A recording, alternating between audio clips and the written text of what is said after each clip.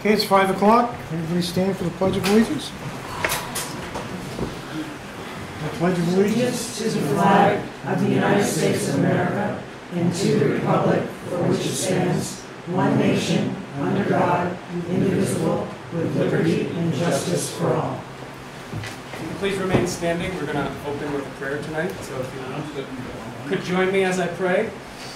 Well, God, I thank you for this meeting tonight. I thank you for this town of Littleton, this amazing town that you love so much. I just thank you that in this meeting there's a peace here, there's wisdom here, that creative solutions and ideas to problems will be had tonight. I thank you for a spirit of unity to rest in this room. I thank you for the select board.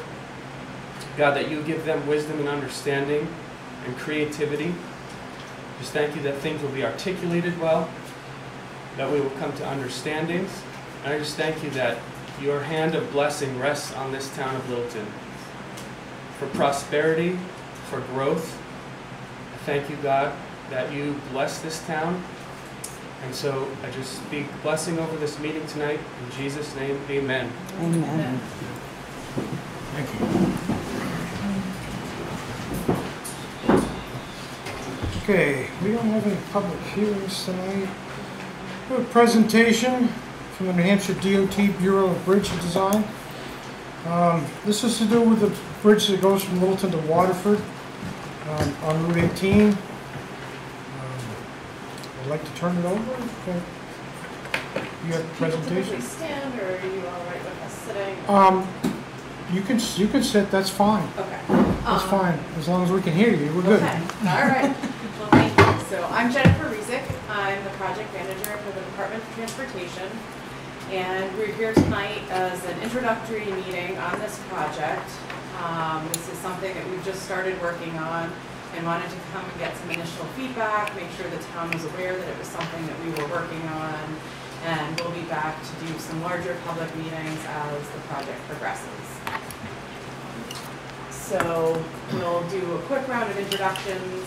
We've got a project description to share with you, some of the existing site conditions, give you a little bit of the information that we found to date, and then give you an update on some of the alternatives that we're looking at moving this project forward. So like I said, I'm Jennifer, project manager. Kevin Daigle is our senior project engineer, so he'll be working with me at the department. And then we have a consultant partner on this project, DuBois & King. So I've got Megan Ohms with me here. She's going to be the project manager on the consultant side. I also have Rich Tatro in the audience, who's their principal in their transportation division. And then our primary technical lead for the project is Becky Goodrow, and she's not here with us this evening. So as you mentioned, this is the bridge carrying Route 18 across the Connecticut. So immediately upstream of the I-93 bridges. And I'm going to let Kevin do the technical portion of the presentation and take it from here. Yeah, my standing is a little better. So, a little history of the structure. It was originally built in 1934. You can see a nice photo of the original structure that was there. Big difference. In 1980, it was rehabilitated, where they actually took the deck off and replaced it with a little wider deck and actually did some modifications to the piers. In 2012, we actually did some scour prevention around the piers to prevent the piers from getting undermined during high floods.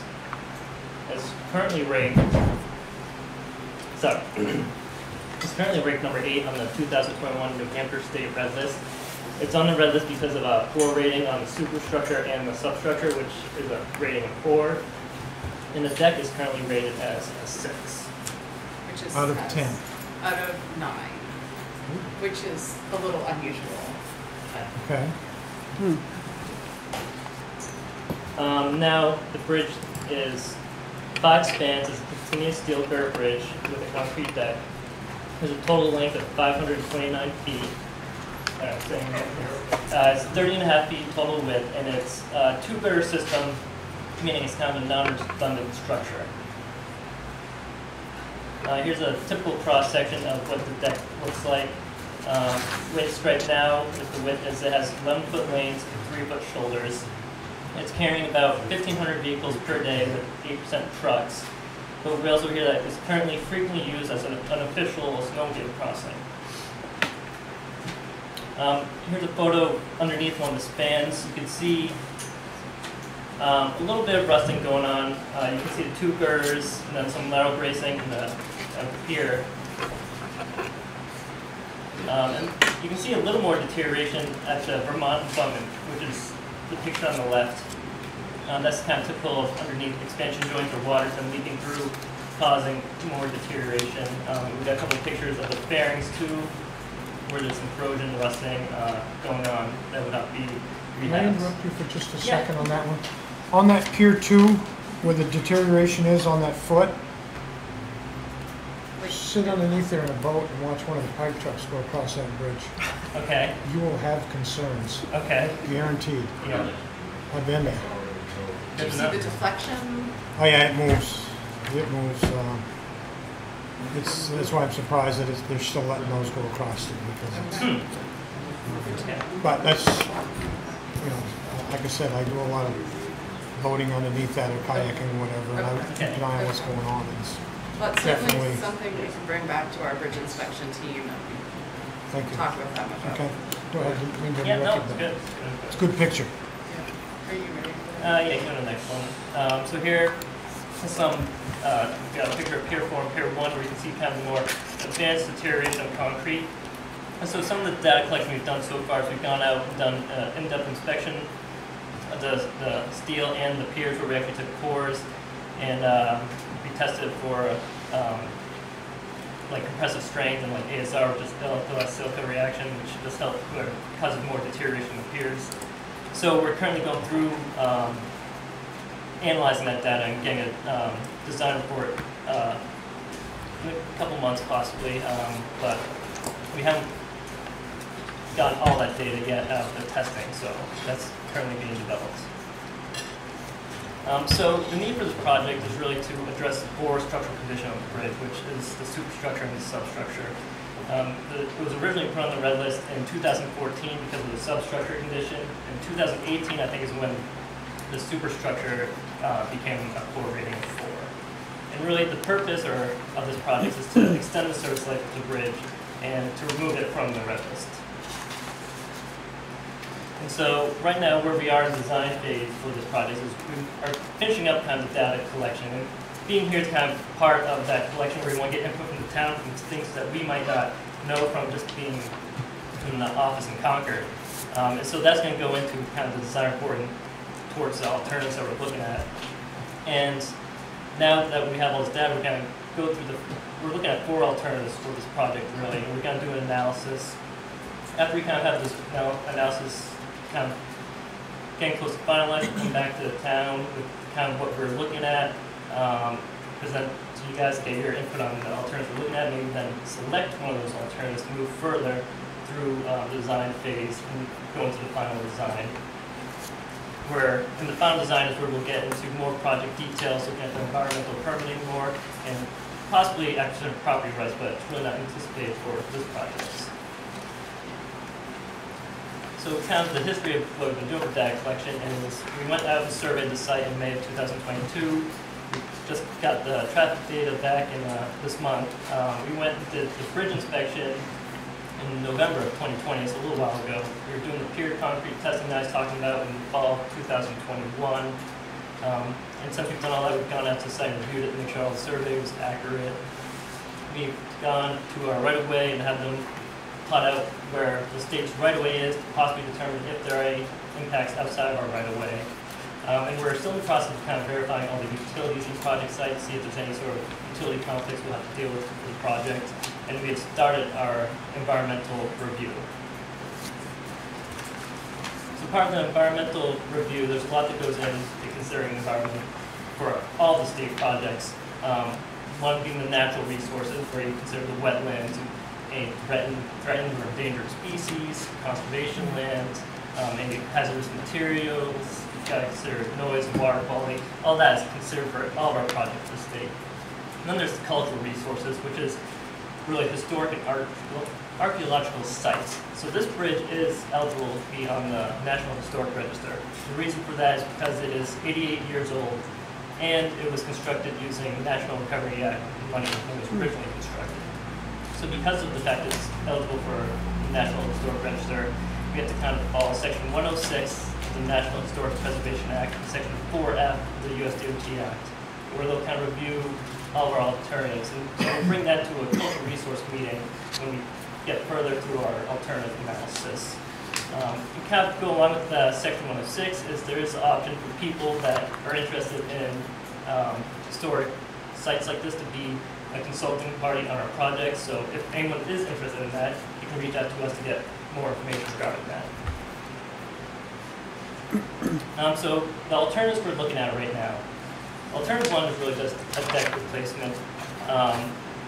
So that will match kind of the existing width and condition of the deck as it is today. So it's going to involve just rehabbing the existing steel and the piers that are there now. Alternative two is if the steel superstructure is too far gone, we'll have to end up possibly replacing that, which also would require replacement of the deck, but then the piers again will just be rehabilitated. Alternative three is now going to be an option where it may be possible to end up widening the bridge deck to accommodate a multi-use path, which would be for kind of snowmobile use or pedestrian or bicycle use as well. But that is going to be a little more involved, where we'll have to actually do a little more rehabilitation to the piers, and we'll actually remove the two girder system and put in multiple girders to make it a redundant system. And then alternative four is where we'd actually close the bridge to vehicular traffic and just rehabilitate the bridge so it only uses a multi-use path. But for this alternative, the state would actually want to transfer ownership over to the towns. So all alternatives involve rehabilitating the substructures and then rehabilitating and painting any remaining steel that is there today. Kevin, what percentage does Littleton own or New Hampshire own? Is it like 3/4 or? Yeah, we're at 67% New Hampshire, 33 Vermont on this particular structure. Okay. Thank you. Yep. So a little slide kind of comparing the alternatives. You can see the pictures for all alternatives. We will be replacing the deck and the bridge rail. We will be rehabilitating the piers. Alternatives 1 and 2, they will remain this two-girder system that you currently see on that bottom photo. But alternatives 3 and 4, we will be replacing that system and putting in multiple girders. So moving on to kind of traffic control, what we're anticipating, what we'll need in order to be able to perform this project. There's essentially two alternatives. Both involve closure of the bridge for construction. The first one would be using just detour on 983 with the existing ramps, which is approximately 17 miles. So you have exit 1 in Vermont, which is up north, and then exit 44 in New Hampshire. So going Route 18, Route 18 all the way up to Vermont on exit 1 down, or vice versa. It's about 17-mile detour lane.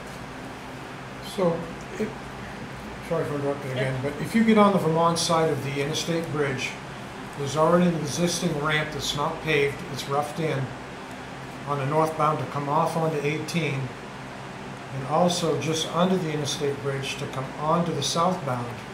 It's already existing, just needs to be paved in Vermont.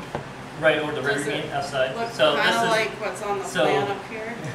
so alternative What's two. on the plan here is the ramp in New Hampshire on and off. No. Yeah. The next Yeah. alternative 2.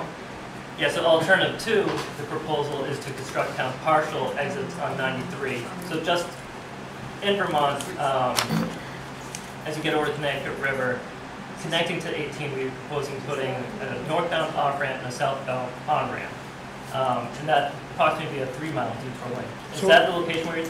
Is that picture in Vermont? That's Vermont, Okay. yeah, that's the Vermont. I'm side. sorry, I got This that is confused. Like the northbound. Okay, yep, I heard a rumor... 18. yep, they're right there, they just Yeah, need to be. I heard a rumor they had done that before, but I wasn't sure. Okay. So that is one alternative we were considering as well. Considerably shorten up to 17 miles. Yes. Yeah. Yes. Okay.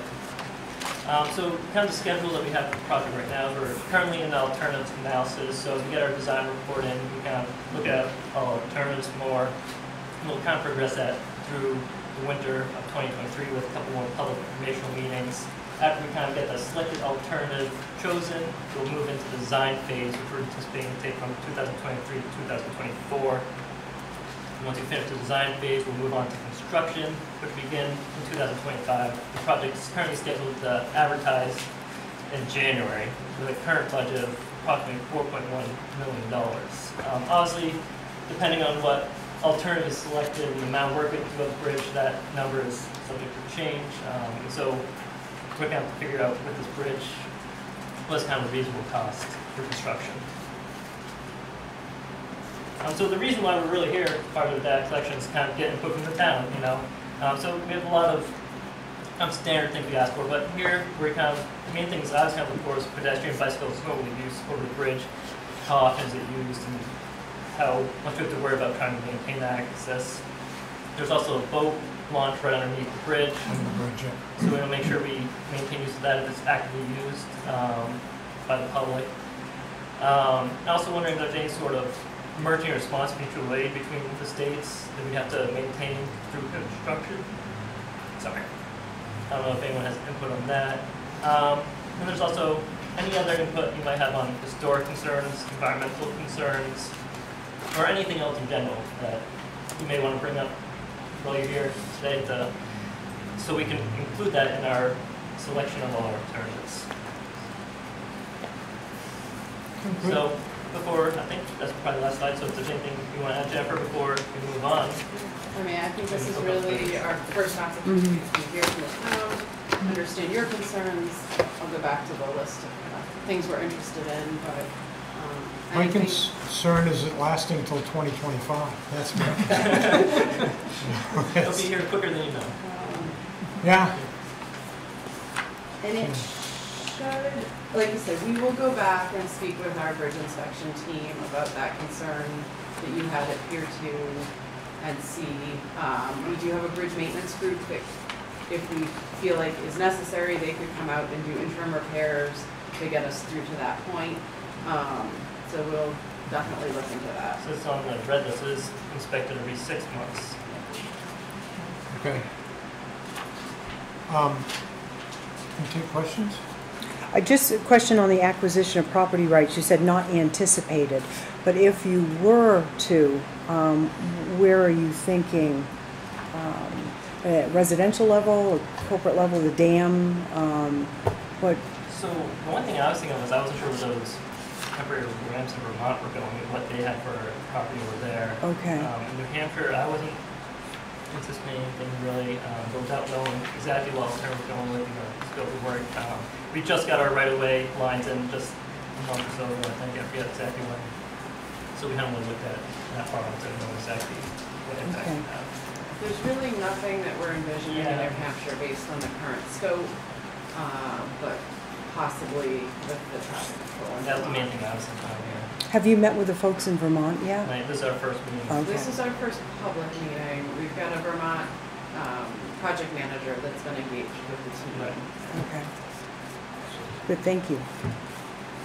Hang on just a second. You have a question? Yeah, well, I just had a little history thing. I'm on the Waterford Selectboard, and you guys invited us to come. Great. This is Gary, actually. Yeah. And just on one of the history things is, do you realize that there was a gentleman that drowned in the cement when they were building that? His name was Calvin Keating. No. He did it on the Waterford side because his last paycheck, they didn't know what to do with it because he didn't have any family, and it was kept in a trust in Waterford for years and years. When I was auditor, I always asked, what's Calvin Keating? And one of the ladies there that had been around forever, she told me. So what was this name? It's Calvin Keating, but I can't tell you how to spell it, but I have your information and I'll email it to you. I'm sure we will be very interested in that.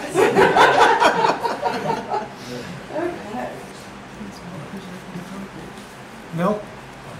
This sort of dates me, but when I was in the military, I was in a combat engineering battalion, and they had a product called the pontoon floating bridge. Do they still have pontoon floating bridges? I don't believe it worked there. You put those up in a few hours, and you take tanks across. So as an alternative, it goes back maybe 60 years, so I don't know if they have it. But they were put into rivers very quickly Yeah.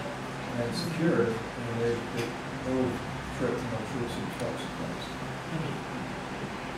Are you thinking as like a temporary bridge Or or for a temporary. permanent solution? Temporary, they can be secured, they can be put up in a few hours. Bruce? Well, let me give you a little bit better history on it. There was no water. Littleton used to be all the way over to St. Johnsbury. There was no water in Vermont. Littleton went over there to Vermont.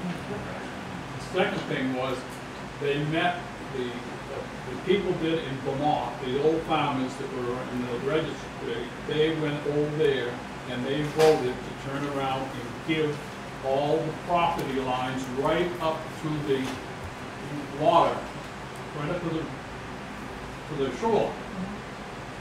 The reason why they did it, they went and huddled and said, we'll stick New Hampshire with having to pay for all the bridges up and down the Connecticut River. And that's a true story. So consequently, New Hampshire ends up having to pay the majority of the cost of the reconstruction of almost all the bridges out of it, and it was only done. They didn't take into consideration hydro. So New Hampshire gets most of the hydro out of the thing on it, which it kind of worked against them from the point of what it was, as far as that matter was concerned. Next thing is hydrogen. Most of your bridges, in turn, hydrogen is still going to be an active supplier of the thing on it, and you should be putting something underneath your bridge. You'll notice in the North Country, back when Carol Beauvais was here, they retained a lot of the steel bridges out in Bethlehem and around, and they did it for a reason. It was because hydrogen, in turn, is got to be water-driven. And consequently, you should be making some allowances to be able to construct something in here. Again, it would be on the New Hampshire side. But so you would be able to manufacture hydrogen from that and you would attach it to the bridge out of the thing on it and on the underneath side. And that should be taken into consideration. Yeah, and hydrogen in turn, there's companies in Canada that are into it, and there's a couple of hydrogen places in New York that all the trucks in turn are operated on hydrogen as well out of the thing on it too. So I really think you should be looking into that stuff and designing it to paragraph. Thank you. So, I guess we know that there's snowmobile use now. No. No? No, never happens.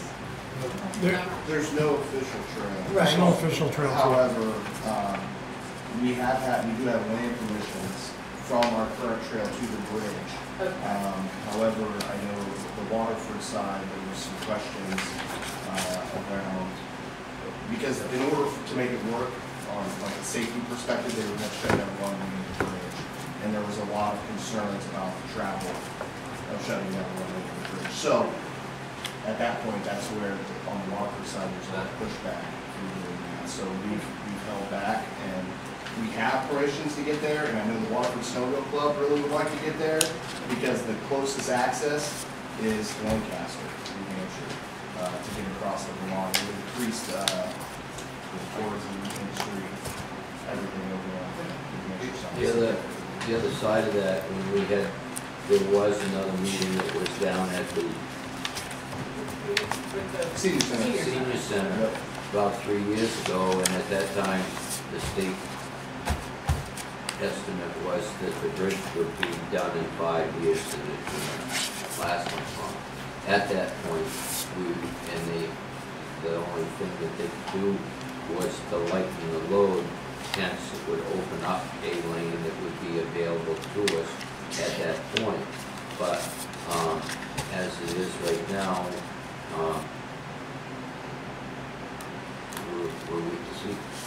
But if you do the wide bridge with the other lane for us to be able to go through and the safety thing and all that, we're, on our side, we're all ready to go. Okay, so Waterford 3 years doesn't ago. have We've the been ready. rights. Okay, so Waterford doesn't have the rights going up to. Yeah, the issue right now is really, we have to shut down one lane. And shut down one lane, there's some grants we have to get for lights, which is, apparently it's really, really expensive for light.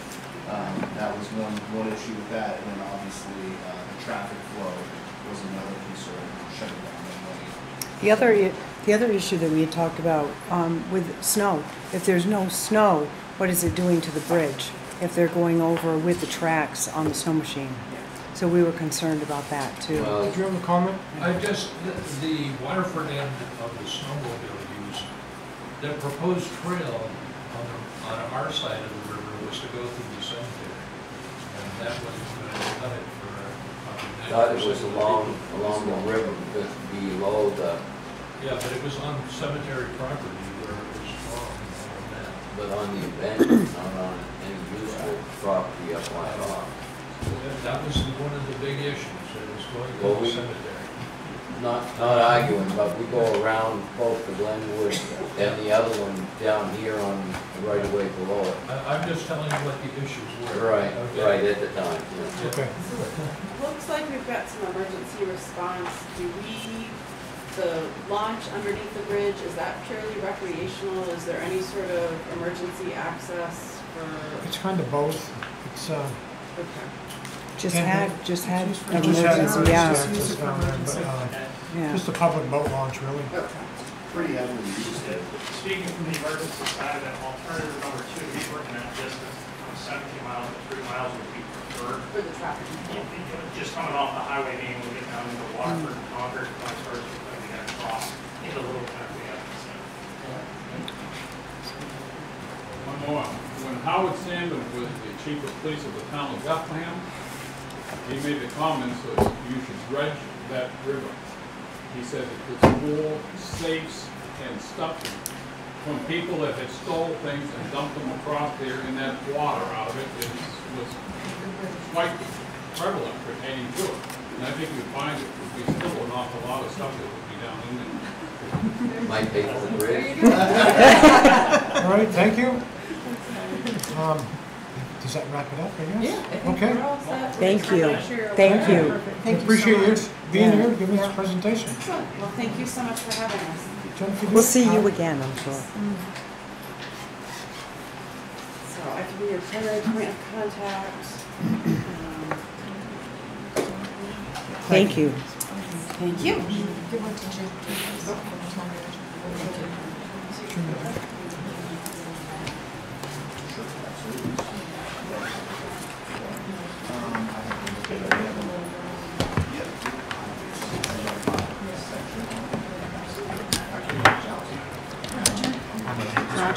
Whose that is that yours? or- That was here. Yeah, That was here. That's here.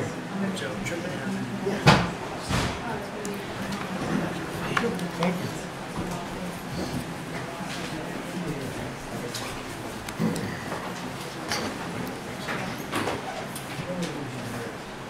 Okay, next item on the agenda, Eureka Hose Company.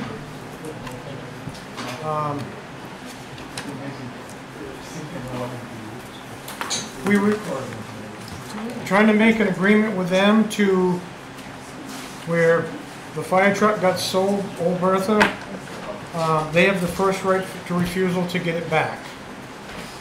And we would like to get that changed into the town's has the first right of refusal to get that back instead of Eureka Hose.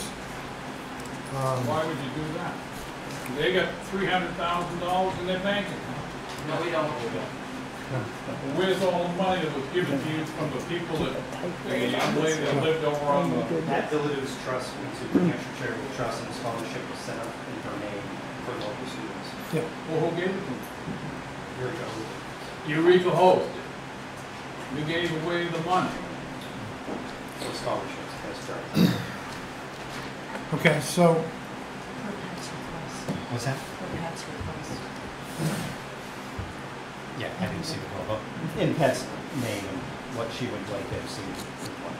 That wasn't what she did. She gave it to Eureka Holes, not to have you guys. Well, if you'd like to have a discussion afterwards, we can. But right now, if I may, proceed. Yep, go ahead. Thank you. You had your meeting the other night, and, We did have our meeting, okay? yes. And so I've drafted a letter in response to that, so I'll read that. Okay, yep. Can you read the letter? I'll read it, Yep, yep. go ahead. So this is from Eureka Hose Company. This is to the Town of Littleton Selectboard. The membership of Eureka Hose Company number 1 is willing to explore the possibility of a partnership with the Town of Littleton in regards to the repurchase of Engine 1 Bertha when the opportunity presents itself. With that said, the membership would like to know, 1, how would the Town of Littleton acquire some funds to supplement that of Eureka Hoses towards the repurchase? Eureka Hoses funds. 2, does the Town of Littleton have a secured structure that is climate controlled to ensure preservation of the apparatus? And 3, what would the maintenance plan of the Town of Littleton to keep Engine 1 and running mechanically working? The membership looks forward to further discussion with the Town of Littleton and the repurchase of the beloved Bertha. So, I'll send these one to. Thank you, yeah. So that was, again, we did have our meeting, Yep. and that's some of the concerns of the membership. That's what was drafted to be presented, to open up some discussions as we move forward. So can I ask you the same questions? Yep. Do you have the secured place for it if when you get it back? And As of today, we do not, we are in search of it. we're in the same situation until we have some, Agreed. Yep.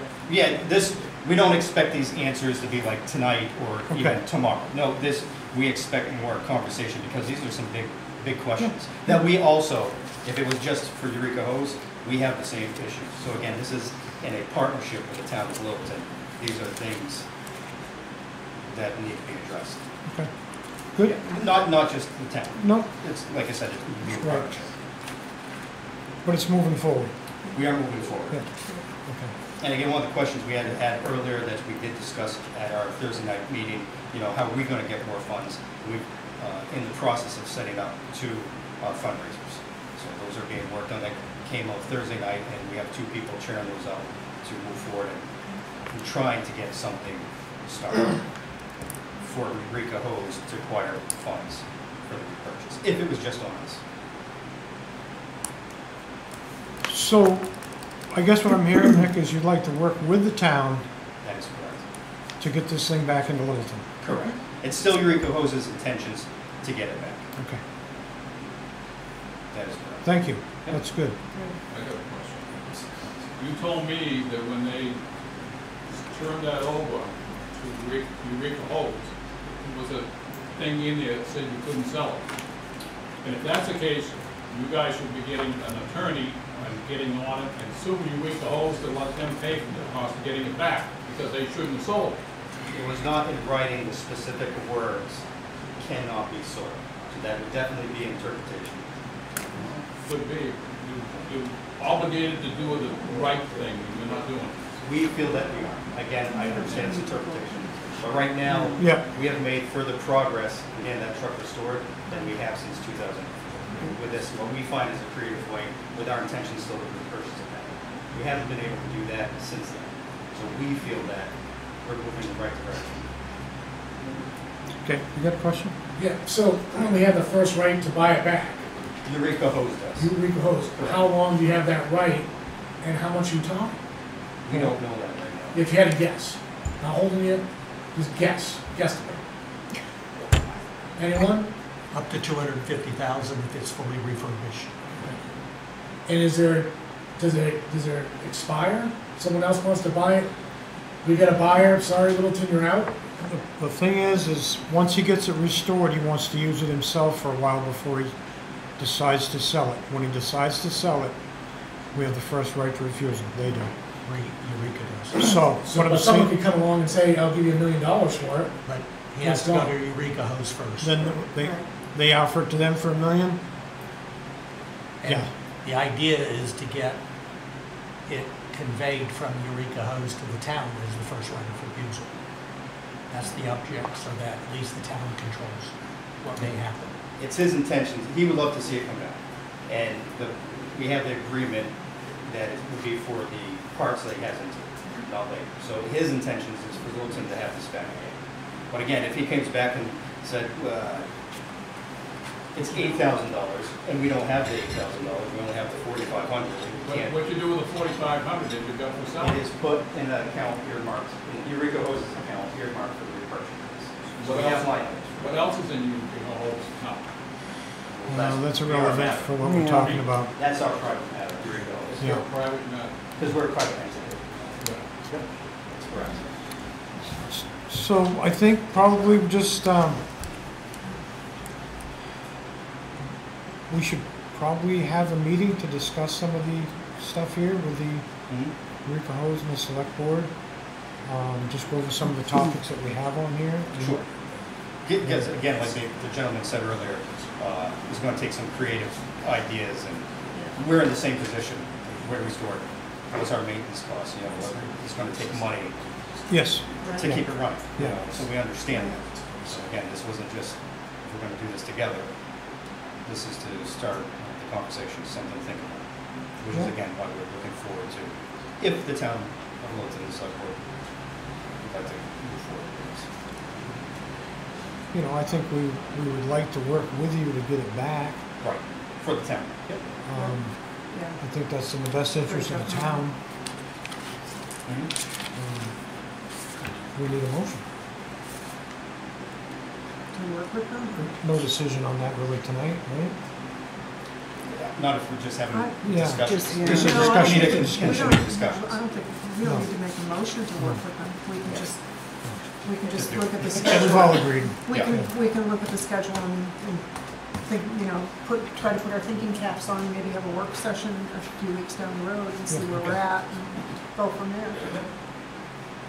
Thank you, Thank you. and we'll be in touch. Thank you, Nick. Perfect, thanks, Nick.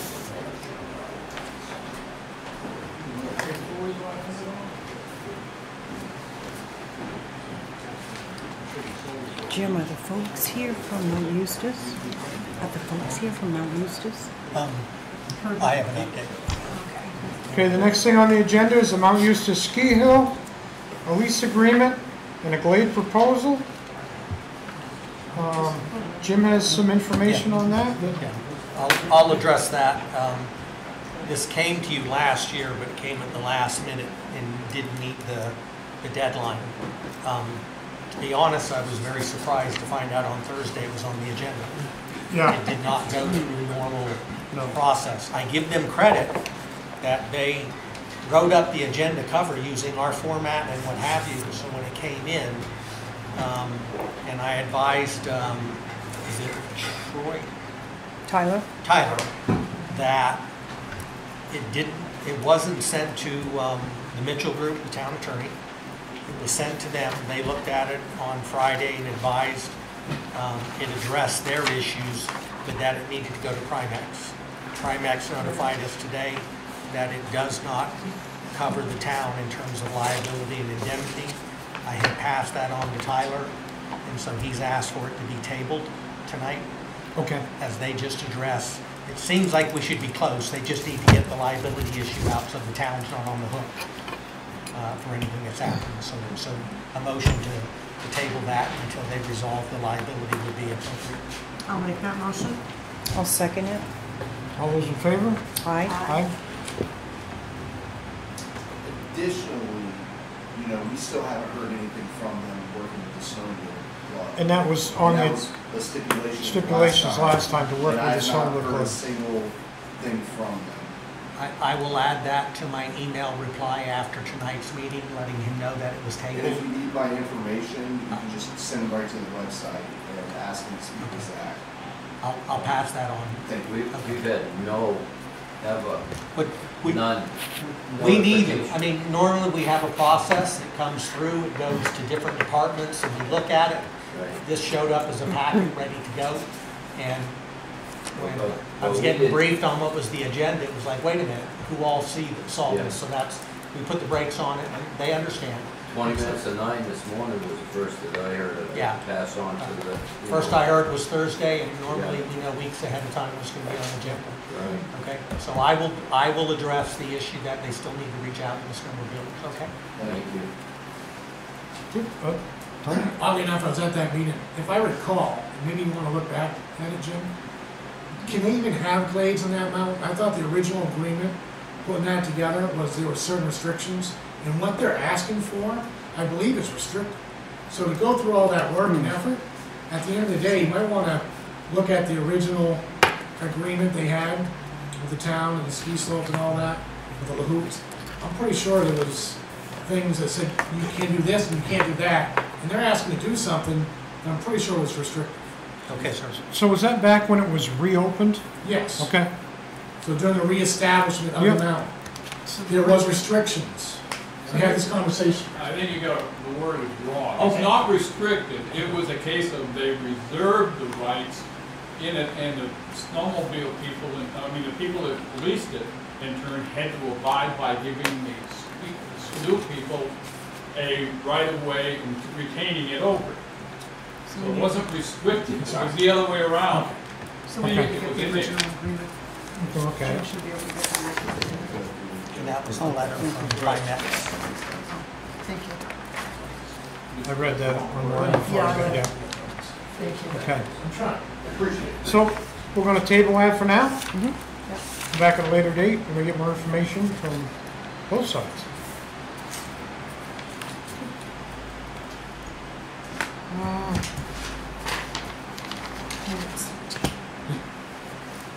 Next on the agenda, Bank of New Hampshire update.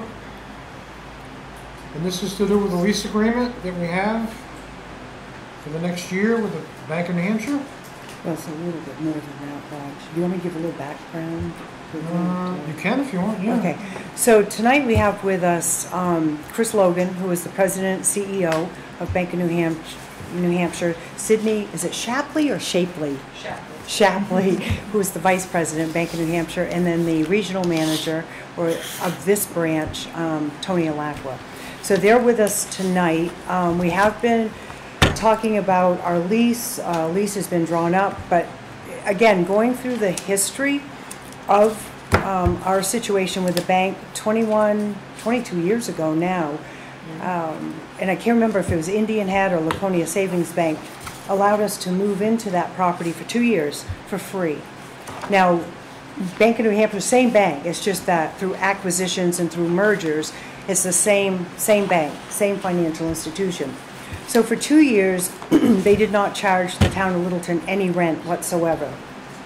For the last 19 years, it's been $8,100, which is way below even market value, so the square footage market value. So last year, and to Jim's credit, when he was first hired on, he had 112 projects that he had to dive into, and one of them was the lease agreement.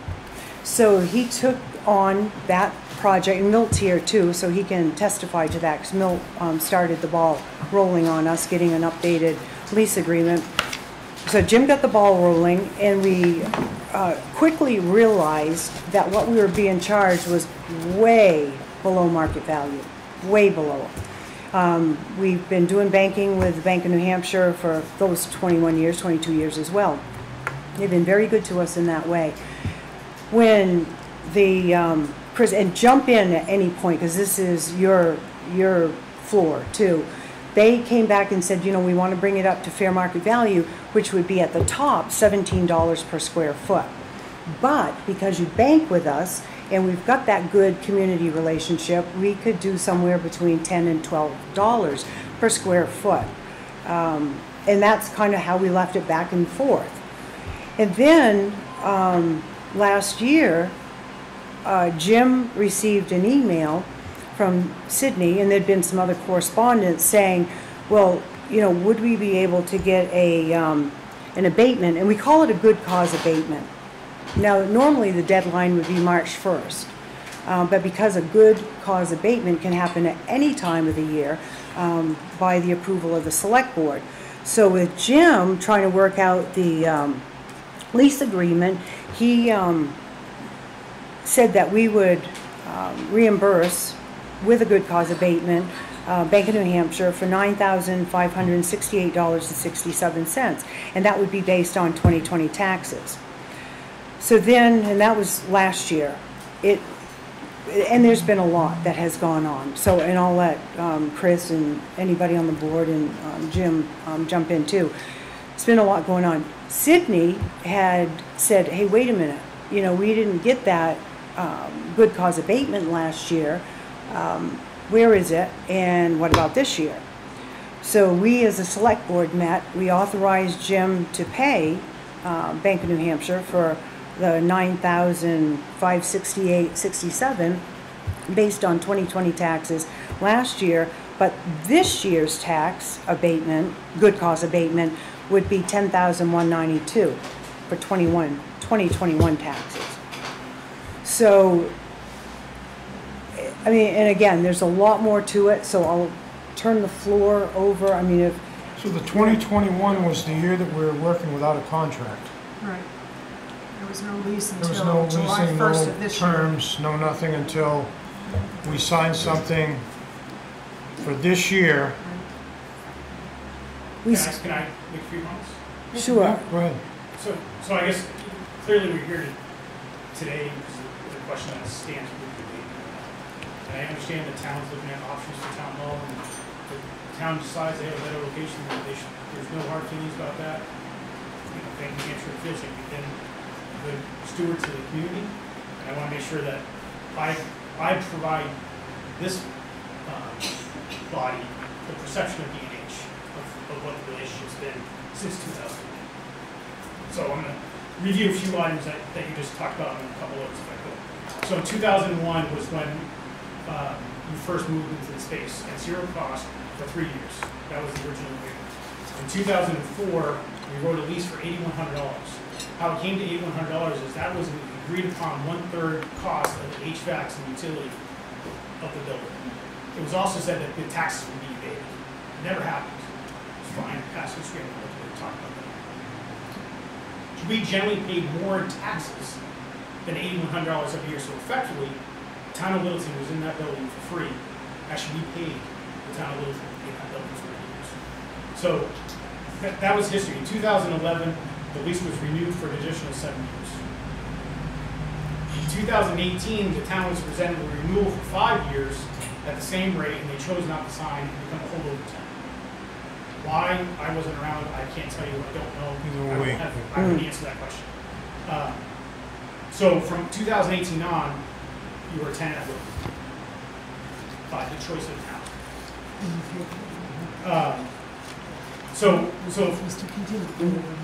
What's that? We continued to pay $8,100 though, did we not? Correct, you did, Okay. but you're a tenant at will. There's no lease. Right. It's right. 1 year. Right. There was no contractual Right. agreement. So that was the, kind of the past history. On top of that, Bank of New Hampshire's been, I think, a good community partner. We've given over $10,000 to the town over the past 8 years. Over back past $75,000 in tax credits. We helped with the easement on the Riverwalk. I think we've always been a good community steward. So, but going back to August of 19, the town was provided with the lease by our former CFO at that time, and the town chose not to sign it, and did not return it and stayed much more. In May of 21, Mr. Gleason sent us a draft of a lease that he was suggesting that we would sign. And it was going to renew under the same terms for 7 years. On May 11th, we notified Mr. Gleason, because at the same time, ironically, we were going through our releases. So there was a new management team in place at the bank. We were reviewing all of our properties. So, and we had found this lease as well to be very generous to the town of Littleton. So we asked for a meeting, which we had on the 17th of May. We had an in-person meeting. We went over the issues. The exact words that Mr. Gleason said, it was a deal of the century, which I think everyone agrees was a good deal for the town. At that meeting was when we talked about paying the taxes. It wasn't before it was right then it was suggested that those taxes should never have been charged to the town or to the bank because it was town property. On June 7th, so about almost 6 weeks later, Mr. Gleason sent an email saying that that the taxes would be $95.68.67 using this tax bill. I cannot do anything about the past year tax bill, but we can ensure that you're not charged from this point forward in the space the town is leasing. Can I ask you just to add the final phase to that email, which said, I hope these numbers help you with the negotiation of the new lease? Okay. That statement tied to this new lease that went into effect July 1 of this year. So, I'm just telling you my perception. Okay. That's what I'm. But that says this helps you towards your numbers with the new lease. And your new lease is significantly below market rates, so we did take it into consideration. Your new lease is. I'll let you finish and then I'll comment, Right. okay? I apologize for interruption. So, Stop. okay, go ahead. Do you have What I was questions? gonna say was, the new lease that we just signed, there's a clause in there saying that you would pay full taxes on this lease that we just signed for this year. And The town's not responsible for any of the taxes. let me And read it's that. for you. signed, On April 26th, your attorney sent the lease to the bank. As you know, our firm represents the Bank of New Hampshire in connection with this lease agreement with the town of Littleton. I'm attaching a copy of the proposed lease agreement at 2022-2023, which the bank recently provided to the tenant for consideration. The agreement contemplates a 1 year subject to the conditions and the requirements set forth in this lease. Key word here from your attorney: the bank does not intend to negotiate the agreement, and I understand that the town is aware of that as it reviews the document. The lease has an effective date of July 1, 2022, this month, but the bank would like to ensure that it is signed no later than June 1st, contemplated, which it was in the introductory paragraph. In the lease itself, the lease that your staff and your attorney drew up that sent to the town and said, this is the agreement and it is non-negotiable. Article 4, taxes, 4.1, real estate taxes. Landlord shall pay as and when due all real estate taxes, whether general or special, on the real property taxes.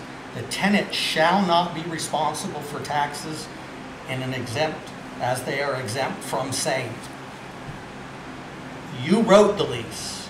You dictated the lease to the town. This is the legal agreement.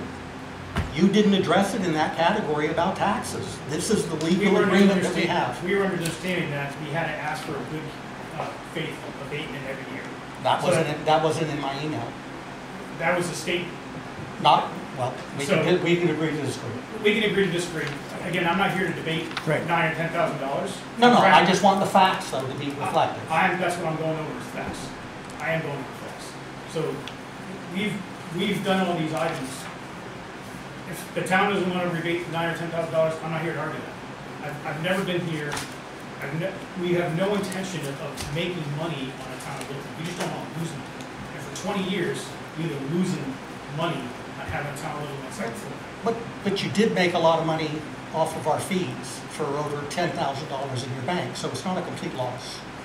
And most towns, most towns do not pay fees to banks they bank with. Yeah, that's not correct. That's factually incorrect. Everywhere I've ever worked, we never pay fees. Okay. Maybe it's different. I'd like to interject something, first of all. This was set up, when you said 22 years ago. It was set up because of the fact that the laws in the state of New Hampshire say that your banks, all of you, have to turn around and give so much of your profits away out of the bank. And that was being given to us as a result of the profitability of what your bank in turn was making. That law is still on the books. Well, first of all, we've never taken charitable contribution for anything. That law is still on the books, and that's how it was set up, and that's how we did it in the original. Community Reinvestment Act. We'll have to kind of work That's right. Bank of New Hampshire, years ago, Yep. we gave away 4% of our profits last year. Right. But never has whatever discount the town of Littleton. That's how it was done in the beginning. Bruce, could you present that to us if you find it? Pardon me? That law, could you present it to us if you find it? They know what the It's law the is. Community Reinvestment Act, and it has nothing to do. And every bank in the state of New Hampshire is required by law, if they are licensed to do business in the state, they gotta give, what is it, 4%? No, there's no percentage. There's a percentage of it that they have to give away and get credit for. So you look at, when you Okay. see a bank, and you see all these people showing big pictures Yeah. of checks and stuff like that, that's a come on out of it, because they be required to give the money away. Okay, let's get back to this. Yep. Thank you. So then in September, I know there was a board meeting, talked about the lease. In that, the newspaper article talked about our increase of 432%. In that meeting, it was said that they took issue with the length of lease of 5 years. The initial proposal by Mr. Leeson was 7. It was also reported we failed to notify the town when the lease was scheduled to commence or renew in 2018, which wasn't true because we had sent that to the town. So in September, we attended a select board's meeting, and we wanted to review some of the items that had happened. The bank was criticized for a while by suggesting we didn't come and have an in-person meeting. We did. That was never debated, or no one at the select board or town managers went over that fact. It was waiting until I had to say we did have a meeting back in May. We did discuss in that meeting that we wanted to go closer to market rate, which we did surveys, and somewhere between $15 and $18 is what we found out. Excuse me, when you talk about the months, would you put the year on there? I'm Because sorry. I've only been a selectman That was since 21, March. sorry. Okay, I've only been a selectman since March, so I'm coming new to this game. Yep, I apologize. Thank you. October of 19th to 21, we were informed by the fire department, Lieutenant Gadding, that we had received a complaint from an individual that worked for the town in regard to safety, fire safety codes. That then put us on a process to have the inspection done, get the report done. There was a lot of work that went involved with that fire department and discovery on the findings. I don't have the exact date, but I believe we received the final report sometime in late December, early January. We then gave people 90 days to mitigate issues that were in the report, which we went through. So nothing could be done with lease until that was resolved, because we then had a liability issue with our insurance company. All those issues are now resolved, but that was part of the process. When was the resolution completed? March 31st. I'm sorry? March 31st thank you. of 2022. Okay. On January 19th of 22, we received an email from Mr. Gleason said that effectively immediately the town would no longer be plowing the property, which was always the agreement based on the $8,100 that the town was going to. Can we clarify?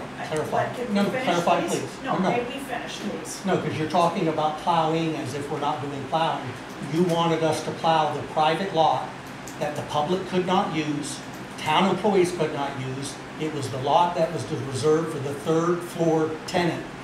Public money should not be used for plowing But that was a always private the lot. agreement. Had It the was town, no one showed me that agreement. had the town Ever. always plowed it? I have no idea, I've only been here 15 months. Well, I think everyone knows it did. The town had always plowed it. But doesn't mean And it we was would have right. showed you the agreement if you had asked. I for did the ask for it, agreement. I did ask.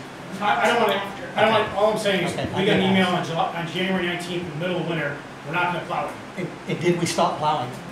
Only because I ended up having a conversation to change that. No, you didn't. I No, no, if you did, that conversation had nothing to do with it. We never stopped plowing. We never stopped plowing. No, because I said. And I told you that. Because you were interrupted in your stoppage of No. the plowing because we What? provided it. Your assumption, we It's never not an assumption. stopped plowing. I'm going to move on. February 28th, we received a notice from the town's attorney that they would no longer be picking up the trash that they've been picking up for years, which is fine. Again, it's effective immediately. We started doing it on our own. On June 23rd, we received a letter saying that the abatement would be honored because it's illegal based on the RSA. There is a good cause abatement that can be had by any town going back as far as you want, from all my understanding. I'm not an attorney, I don't pretend to be one. And then on July 7th, we sent an email to the Lower Spectrum Morgan reviewing the good faith abatement that we had. I guess the bottom line is, in all of this is, we just want to have a simple lease, a simple agreement. We seem to want to have to debate issues on a regular basis, one after another, for stuff that's been going on for likely decades. It's confusing. I don't understand why that is. I would like to continue to work with the town of Littleton. If the town of Littleton wants to continue to use the space, we're happy to have it. We want to give you a very favorable market rate. We're not looking to get rich off of this. This is not what we do for a living. We spent lots of time and resource, both you and the bank, on trying to negotiate a lease that should be a really simple transaction, and it hasn't been. We will have additional space available in the building. If the town would like to lease additional space in that building. I just mentioned this to Carrie this morning, something that came up to me over the weekend. I'm willing to even enter into negotiations if the town wants to consider buying the building. We'll be happy to lease back our portion at the same terms that we provide the town, because we think they're fantastic terms. So all those things are out there. I just want to make sure it's understood, because I feel like the bank has gotten a black eye for what I believe, my perception, the bank's been a good corporate citizen for the town. Okay. Up until the past 2 years, we've had very cordial, very friendly back and forth with the town. And we don't understand why that changed. Even though the lease wouldn't get signed, back years ago that you're talking about, the town wouldn't sign the lease. We didn't know why they didn't want to sign it, but again, I wasn't there, so I can't comment on what the bank did. No, I wasn't or didn't either, do that's then. why I'm just curious. I was at the bank at that point and was just taking over in that area. And I was told that the town chose not to sign it and preferred to be a holdover tenant. And we said, okay. And then as I went through my new responsibilities, I looked at all of the leases for all of the buildings that we have. We don't really want to be in the rental business, but we are in some places. And I reviewed all of the leases and brought this one to Chris's attention. $2.50 a square foot is what the town has paid. How much? $2.50 a square foot at 8,100. Well, I can't do anything about 20 years ago. I'm not asking you to. What we're doing is correcting some of the misinformation that has been put out there. But let's clarify that information, okay? The lease you presented to the town provided a $10 a square foot. Mr. Gleason, I'm not looking to debate it. No, I'm not. But I want to give the facts. Well, you've already read this. So No, there's some additional facts, okay? Okay. The board signed a lease that said we were paying $10 a square foot. We made an additional lease payment to you for $10,192 that raises our rent right now to $12.30 a square foot. So we're outside of the lease agreement that we have with you. If you have another $9,500 lease payment, that's going to take our rate up to $14.58. So where is the discount for the town? What's the $10,000 payment? Or the $10 a square foot is now $10,000 you just said. You said you made an additional lease payment of $10,000. $10,120. That was sent to you back. For what? Rebate on the lease. Tax. No, because you can't call it tax rebate because you don't qualify for a tax Wait, you're rebate. under a good cause. No, you don't. Linda, Have you read the definition? I've gotten the advice of our attorney, okay? So our attorneys can work that out. But you can't get an abatement on a floor. You have to challenge the abatement on the entire building, and you need to do it at certain times. You can't just pick a month and say, I want the abatement. Our attorney provided us different information. I'm not an attorney, I don't want to debate. Yeah, let the attorneys, if we need to, let the attorneys. And I don't actually want to even debate the $10,000 with the town. If that's the stance that you're taking, it's the stance you're taking. Chris, the board makes the decision. I'm just stating facts. All I'm here is, I wanted to address the perception of Bank of New Hampshire and the corporate citizenship that we believe we've had in Littleton. If you don't believe in the facts that that's your choice. I can't change your perception. I wanted to make sure this was on the record. Because I don't believe the bank has been shown in a good light throughout the entire transaction. That's all I'm here for. But the public needs to know what we truly are paying, and it's not $10 a square foot. Well, again, I don't know what the $10,000 additional check is, but if that was... It was rebated to lease, so it's a lease payment. No, he's calling it a rebate to lease. It's the good cause rebate to taxes that we asked for, that is an RSA that you have been provided with, Carrie.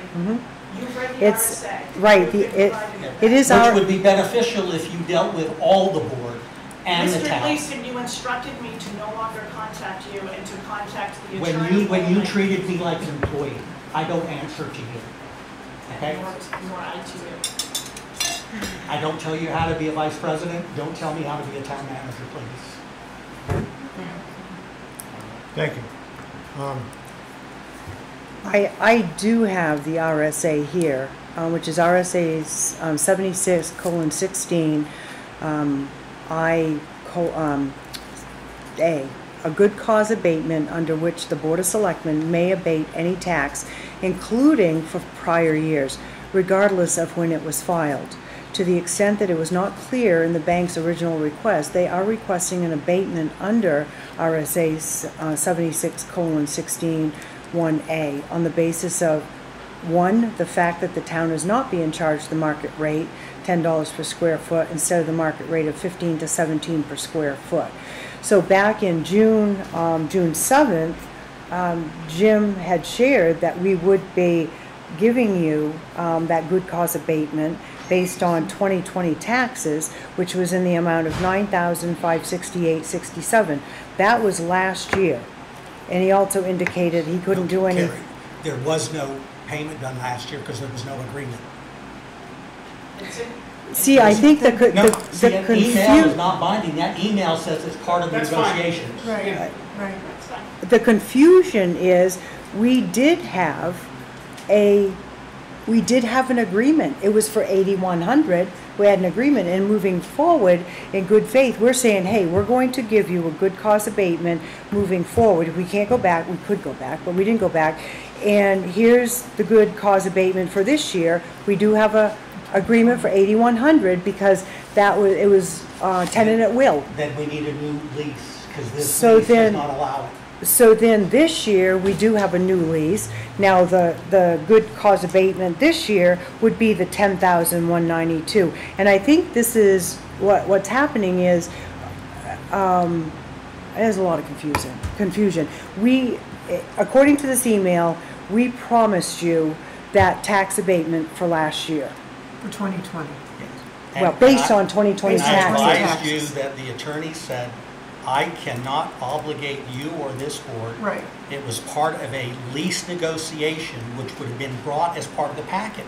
It should have been in that 4.1 dealing with taxes. Right, but in our meeting. They dictated the lease, we didn't. Right, but in our meeting, Jim, we told you that, first of all, you didn't have the authority to do that, and we said it's okay. And we never wrote a check. I didn't do anything wrong. But you wrote a check for $10,192 based on $620 more than what you told me. Based on because I took the 2021 tax. Based on 2021. Because this lease wasn't even in effect in 2020. But we still had an agreement for the 8,100. Well, then take the $620 that I overpaid them and take it out of my paycheck and we're even. Well, no. Because then they got their $9,550. No, see, I think they are trying to be reasonable, Jim. I think that what is happening is there's the confusion of the promise of the abatement, the good cause abatement last year based on 2020 taxes, and then moving forward, now that we have a lease that's not 8,100 and it spells out more, now the check for $10,192 is the abatement, good cause abatement for this year. And you can vote that, and that's okay, but then we will be paying $62,000, not $43,000, and instead of a 300% increase, it's a 676% increase to the town. That's the facts. If you guys have read over the lease that we just signed, Correct. and you're happy with it Our lease ends on June 30th of next year. next year. So this issue, I'm not here to make big, break a lot of eggs and make a lot of enemies over $10,000. Right. We have an email that was sent to us that said we were going to get a tax fee of $9,500 and some change that we agreed to back then, and it said it was going to be moved going forward. I went on that as a gentleman's agreement. If Jim wants to say it wasn't contractual, fine. not contractual. It was Don't- tied to Don't be making money negotiations. and move on. My purpose being here today was simply to address the fact that I believe Bank of New Hampshire's been a good corporate citizen, and I want to make sure that that's what I'm here for. And you all can make a motion, and we can pay them any money, you just don't call it a tax. It's additional. It's not, it's a good cause abatement. Good We cause don't, abatement. we don't That's- call it a tax. Right. No, it's a Yeah, good that's cause. going towards the lease, because there is no money to come out of other than what was budgeted for the lease. That's where that payment came from. It was an additional lease payment. But we can't call it that. You can't call it a tax. It's not a tax, it's a good cause abatement. Well, It's then we did the 10,120 good cause abatement. Right. For this year, But but you- for but you- last year, We didn't have a lease last year. yeah, we were- did for the 8,100. There was still. My email, Carrie, said, and you guys at the end, it's your policy. I just want to make sure there's no doubt of the facts. Okay, I've been quiet long enough, sorry. In all the years that we had no payments that we paid you, thank you for that. You know, we appreciate that, because I was on the committee way back with the Opera House and wanting to move the town offices back to the Opera House. And then you went to 8,100, which covered HVAC and whatever 150. else. Okay. The agreement was also that the taxes were going to be abated back. Was there ever a lease or was it just a gentleman's agreement? There was something in writing, but it was, I would not call it a lease. Okay. It was All right. very, it's So- very loose. The So first- last year, in all the negotiations, I mean, Carrie was here prior to that. Roger was just elected in year and a half ago. I was just elected in March. So we're all just trying to get on the same page here. My next question is, what about the construction that was supposed to have started on June 1st? Yeah. So So that's an issue we need to do, we need to focus on. I think the lease agreement we have in place is good for 1 year till June 30th. We will work between now and then. My suggestion is you deal with all three of us. So all three of us are aware of what's going on. That's number one. Number two, with the construction piece of this, and we know that your tenant is leaving, how are you going to be handling moving? Do you have a date on when you can start the construction? What's the I timeline? can answer any questions about the construction. What's the timeline on it? The construction has already begun. so it started late. It started Okay. late because of supply chain issues. Right, well, we're all dealing with that, yeah. Exactly. And so it's already begun. If you go down to the first floor, you can see that some of it is sectioned off Okay. because they're shrinking the footprint of the first floor. Mr. Newsom asked me for a copy of what it would look like, and I provided that to him. Yeah. We're creating an additional rental space on the first floor because we don't need our retail banking space to be as large as the currently is. So there'll be another 1,650 square feet that will be finished on the first floor and available for rent, which we will begin to market later on this year. Yeah. And then the third floor tenant, they are moving out by August 31st, and so that space will become available. However, we will not be able to market that or put it up for lease until the HVAC system, the lights and the ceilings have been replaced, which is happening on the second and third floor, so, and the separate metering. So are you going to do the third floor and then come down and do the second floor, or are you going to try to do both floors at the same time? Initially, we were hoping to do both floors at the same time, but with the third floor tenant moving out altogether, we're going to be able to phase it, and we were going to offer, rather than purchase or lease the office trailers, which, by the way, come at a tune of about $100,000 before you hook them up. Okay? Which we were going to do. Which is advantageous for not only you, but for us, because it's going to save you guys money. Correct. But now we'll be able to open up the third floor and split the town between those two floors, and there'll be far less disruption for the tenants, for the employees, and for the people in the town of Littleton. And you guys are, are you two okay with that? Well, With the new arrangement? Yeah. I think It's a win-win. It's always better to be in a building than a trailer, right? Right. Yeah. Oh, yeah, it is a win-win. And so that's our plan going forward. By by not having to do the phases the way that we had, we believe we got this knocked down to about a 6-month project. Now, we say that, Hopefully. barring any issues with staffing, which we all know is a challenge, as well as any additional material issues. You know, if something that's supposed to come in on a certain date that's key to this doesn't arrive, we don't have any control over that, but we don't want to do that either. So. I'm comfortable with what we have at the moment.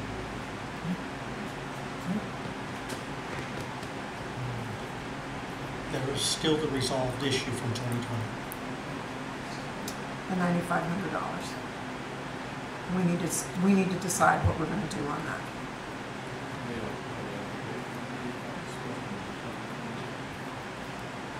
And we can get back to you on that. Yeah, that's up to you, and I'm not here to break Yeah, things over no. $9,500. You guys have the information you need us.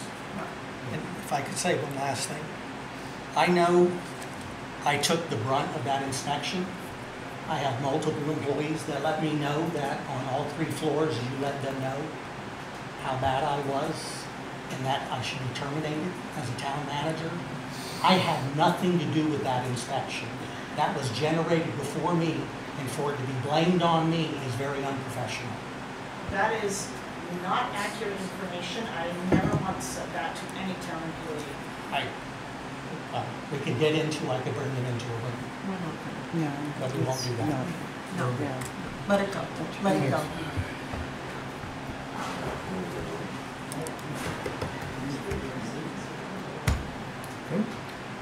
Anything else? So I just want to make sure I shared the select board, our section of the New Hampshire, Of the what's history. happening. So just so we're clear, on this June 7th email, when Jim had signed it, and it was to you, Chris, Mr. Logan, following up on the status of the draft lease, and also for Sydney, was it your impression that for last year, we were going to give a good cause or pay a good cause abatement for 9568.67 last year? Was that was your understanding? Remember, at the time, we didn't have an agreement. Right. So we were the $800. We Okay. said we were going to hit the $9,500 then. Yeah. So maybe my bad, I made the assumption because it says in this chart, you won't be charged moving forward, that we wouldn't be charged moving forward.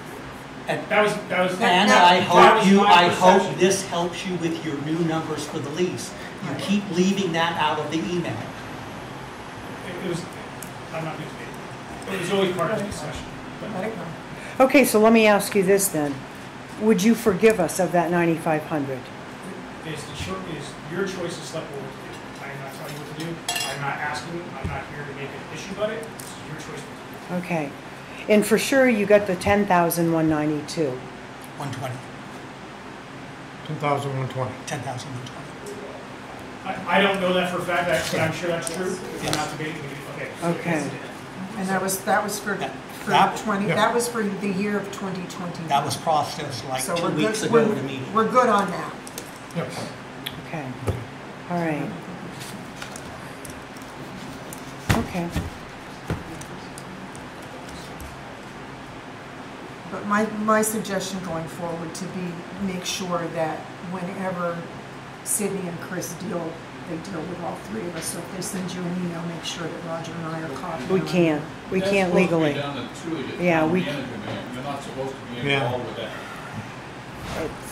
And if we want to, we can have a public meeting just like this Right.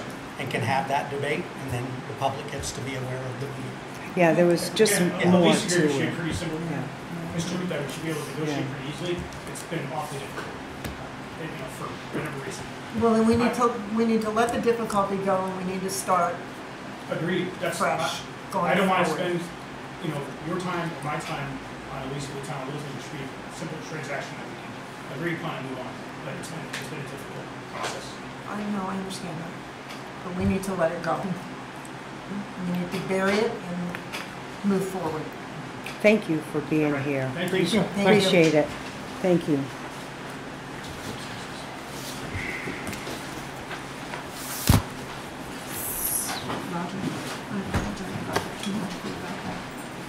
it's good. Make a little clear.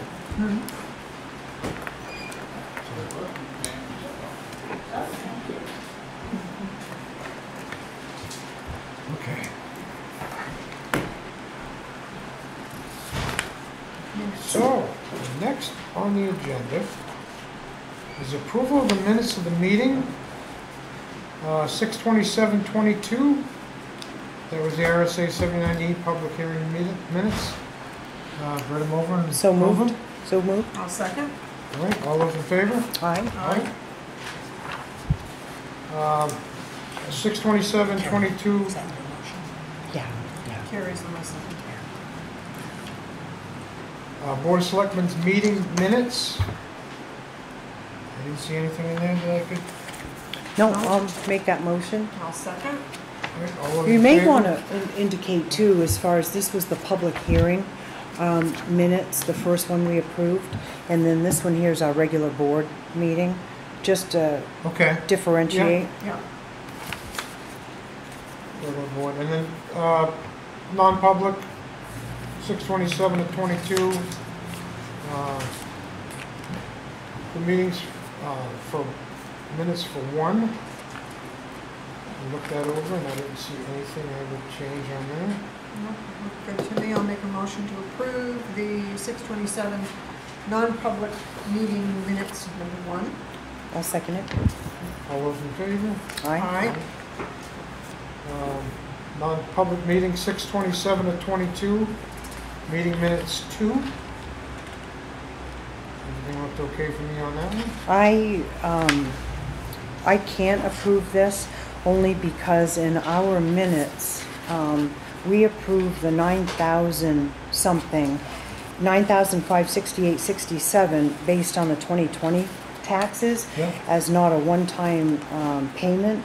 So I can't approve this. And But it was a one-time payment. no. The dollar amount. Yeah, it's, well, I made an error in overpaying 620 by picking the 21 taxes. so it should say 9,568.67 is what we approved Right. based on the 2020 taxes, but Right. what the minutes are showing is 10,192. 2021, yeah. For For 2021. Okay. Which is the number I gave Vicky on what I paid. For 2021. Yes. So can we amend that? Is that what we need to do?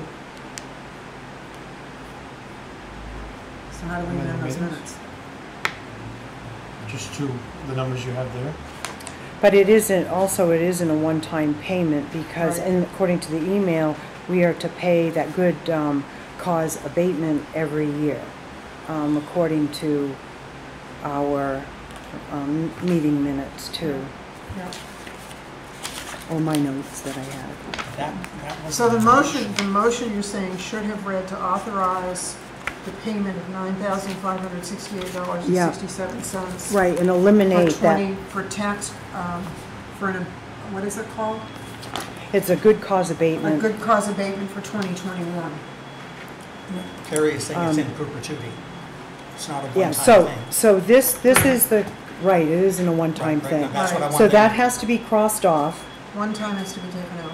And it's also, it has to read 9,568.67, a tax, and it can't say tax credit, it is a good cause abatement, Right. is what we agreed to Good. for 2020. And then I can live with that if those changes are made. The only question I have, just for clarification, not argument, is if you're talking in perpetuity, is that then going to bind the town giving the bank a tax break if we're not in that bank because it doesn't tie it to a lease? But it's not a tax break. Are you going to give the town a good faith credit from here on out, whether we're in there as a tenant or not? That's because in perpetuity When you means start we're just doing it year to year, regularly, yeah. whether we're there or not. But Because our it's- lease is only 1 year. Right, but it's linked to the lease. Okay, so. It's linked to the lease, So it wouldn't so- be in perpetuity, it would just be until June 30th of '23. Unless they're willing to extend it. then we- And put it and back then it in. can be addressed in a new lease. Correct. Right. Yeah, correct. Okay.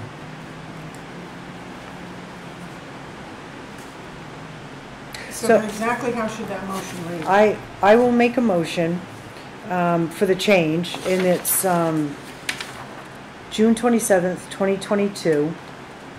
It was non-public. Meeting minutes, true. And it should read, when public session reconvened, first motion made by Linda McNeil to authorize full payment to the Bank of New Hampshire in the amount of $9,568.67 for a good cause abatement for, so it'd be tax year 2020. That's really what it should, yeah. And that's what my notes reflect that night that we had that meeting. And then I seconded it, and then we all agreed, motion passed 3-0. That's how it should read. And that's my motion with the corrections. Okay. Is that all agreed on now? You want me to second that motion? Yep. I'll second it. All those in favor? Aye. Okay, so I understand that. I now make an additional payment to the bank for $9,550.67. Well, that's what we've got to decide. We we're gonna originally, decide Because that's the motion you just made. well, we approved it though, the It was night approved on of, June 27th. yeah, June 27th in our non-public. We authorized you to pay Bank of New Hampshire $9,568.67 based on tax year 2020. And We didn't And I approve, made the mistake of picking 2021 when I got the report, which was 10,120. Right. So take 620 out of my paycheck. no, we're not, No. we're not gonna do that, Jim. We just want to make sure the minutes are corrected. That's our due diligence. It's Yeah. our fiduciary responsibility to have these minutes corrected. No argument, but if it's a motion that's then that says I need to write a check for $950. Because you just made a motion to write a check.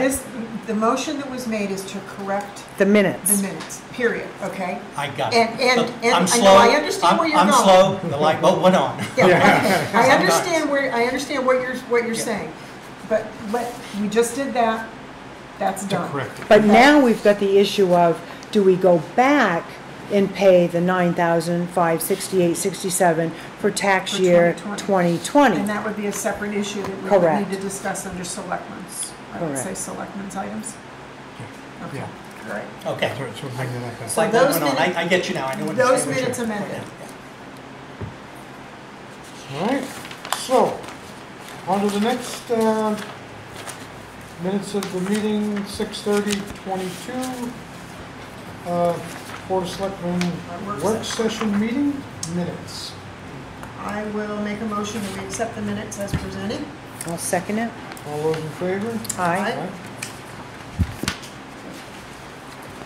And on 7/13/22, Board of Selectmen work session minutes. Been over those, and those look okay. I'll make a motion to accept those minutes. And I'll make a second.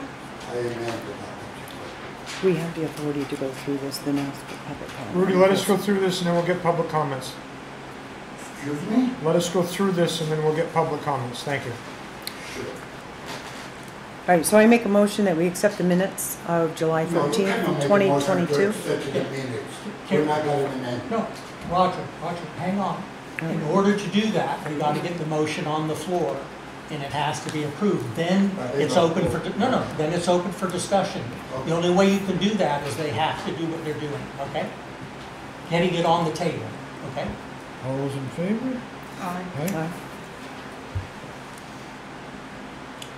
Now we can go back and Now we ask can them do those discussion. questions. Ask public comment, later if that's- Okay, now I'll take a public comment, Rudy. Okay. On 7/13/22, we have a meeting here at the town hall, you know, in regard to the bank, in regard to the new lease, stuff like that, which, you know, very professional, you know, the secretary go to the meeting, which I have.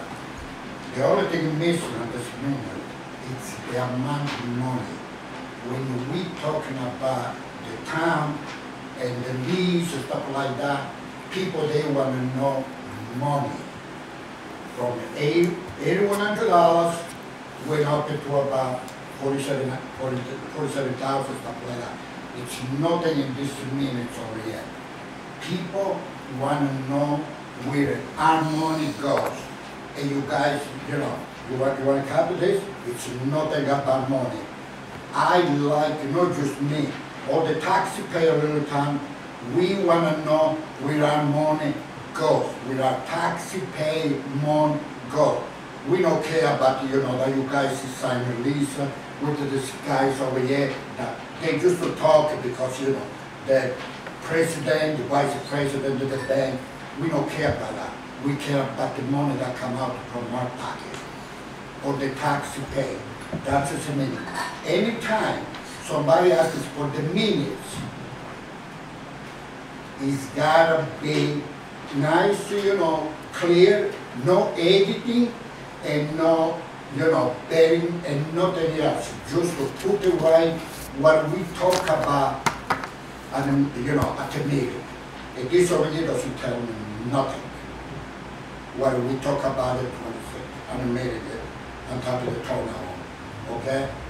And another thing, if I understand it correctly, you say you sign a lease from July to next July for a year, right? Per the authority of the Board of Selectmen. Don't you guys talk about that, eventually in March, you would have put one article to see what the taxpayer got to say about this is such increase from 8,000 to 40. Don't you guys say that? Or it was presented at the deliberative session and it was voted on by the voters. Right. What are you talking about? The increase in the rent was budgeted for in this budget. It was presented at the deliberative session and the general fund budget was voted on with the increase in the new budget. That 48,000? 43,000. Yeah, yes, sir. Yes, sir. What article is that? Pardon? What article is that? It was the general fund budget. General. But anyway, that's And I think those numbers were disclosed before. Oh yeah, we had full discussion. Yeah, we did. Milk can tell you that. Yeah. We had full discussion. A lot of people complain, if you say they bought in from 8,000 to 48,000. What? I don't understand.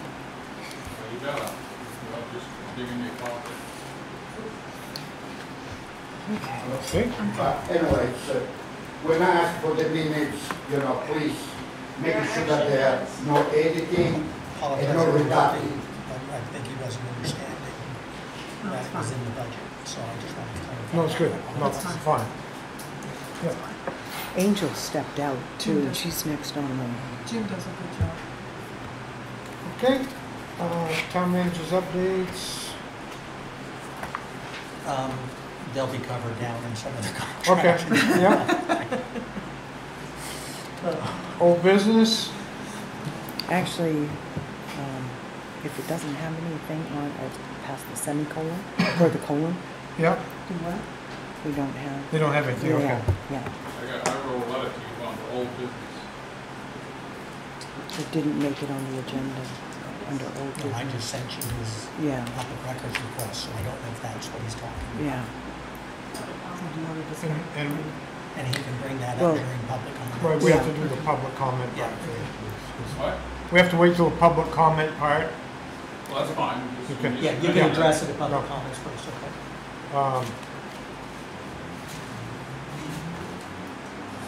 So, new business, advertising private business on a town utility pole.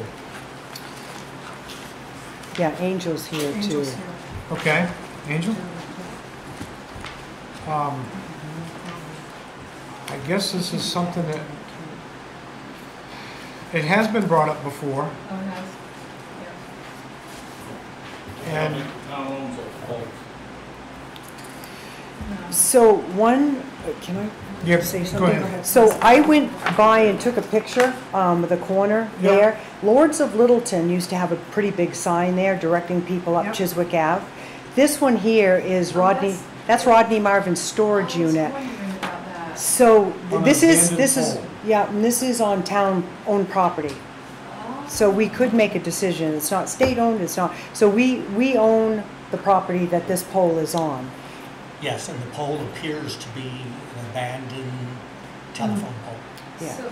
But it's got, it already has a sign on it that says use storage, which has been there for, I don't know how long. Whoever. Yeah, Was it legal? someone put it up, and unless there was a town approval, it was put on the sign. There could have been a town approval. I don't know how long they've been there, so. Well, Lords of Littleton used to have a huge sign there. They're directing them up Chiswick. So my thought would be that if, you know, even coming to, because we know that there's going to be other restaurants in Hitchner's, there's going to be a salon, there's going to be some other things, to get together with those folks to see if they'd be willing to do something like a signboard for with that. Like almost like a directory? like down at the tannery. Yeah. Right. So what was proposed a couple months back for the Mill Street business? Right. Which is going where?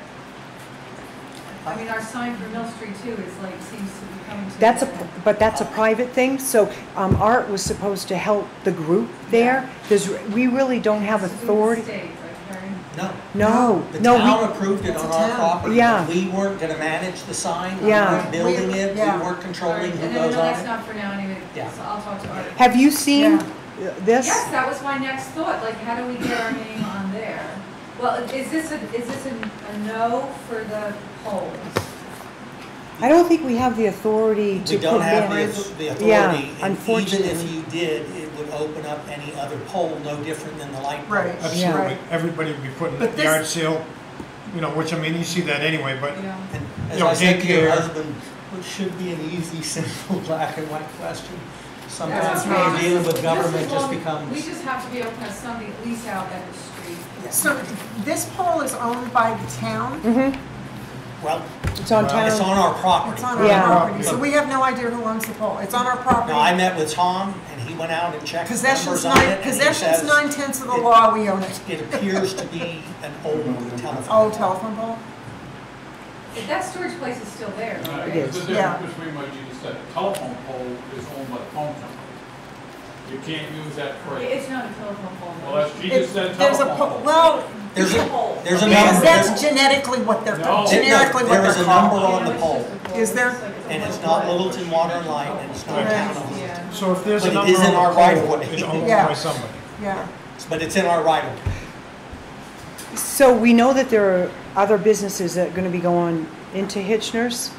So, I or don't the know if I rail. could talk to Al, I don't know if he was going to put up some sort of a, but we're first, and we're ready to open in a couple weeks. Right. So for us, if we could even just get our logo up on a board and put it on that pole, if we can't do anything in any other space. Because like by the side rails, you said, like that's state, And you can't put them in the public right of way. you can't what? You can't put private signs in the public right of way. All right, so what, should I just put it up on the pole or contact whoever owns the? I would think, and I understand the immediacy of it, Angel, but I guess thinking long-term, the 50,000-foot view, there's going to be a lot more tenants that are going to be at Hitchner's.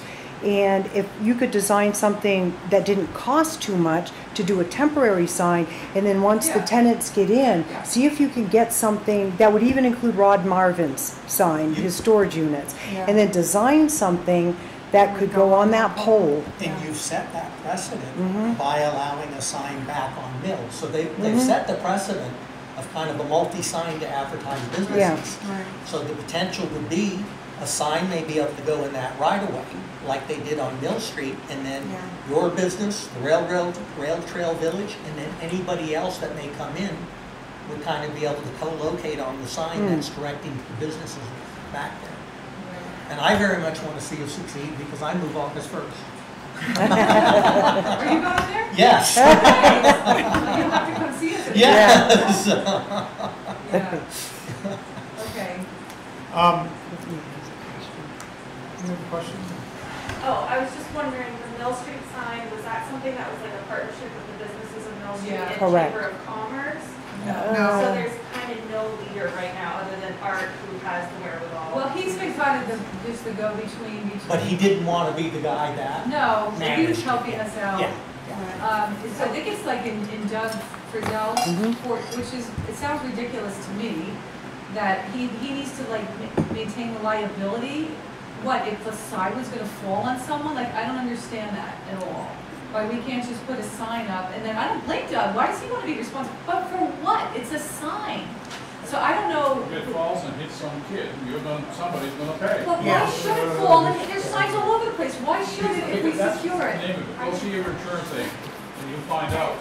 It's just the stupidity of a lot of what we do in every town in this nation. Put the sign on, nobody's gonna I know, well, I'm about to do that right now, I'm telling you. But we're subject to suits, and people think towns have deep pockets, so we have to be real concerned about liability.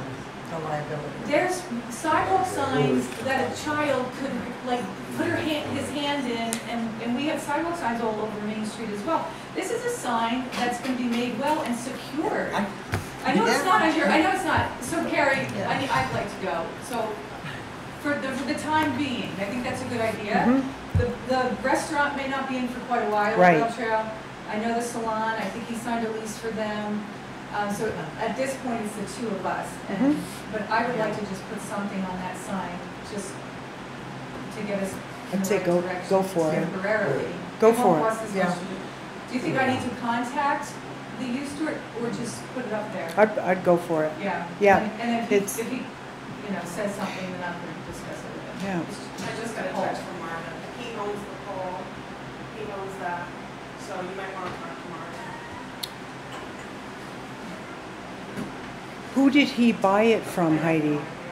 Because it's on town property. I have no idea. You want to speak to him? And Lords of Littleton used to have their sign on it as well for like decades. Oh, here he comes. Yeah, okay. So Marvin's here? Rodney. Rodney. Did she say Marvin? Marvin is his last The name. last If name. it's on town property, then. So you're- All right, Hey, Rod. I am. And nobody's taking it down. I've been there since 1960. That's what we figured. Well, I'm probably gonna be changing it, and I'm putting a campground over there, so I'm gonna need most of that pole. Oh dear. So I think there's probably room for another. Maybe on the other side. Another pole on the other side? You gotta find out who owns it. The property. How did you? You can do that, you just open it. I've had a sign there since, well, I was born in 60, Yeah. we've had a sign there since 1960. Right. Even if they volunteer to pay to put up the pole. So we were grandfathered in.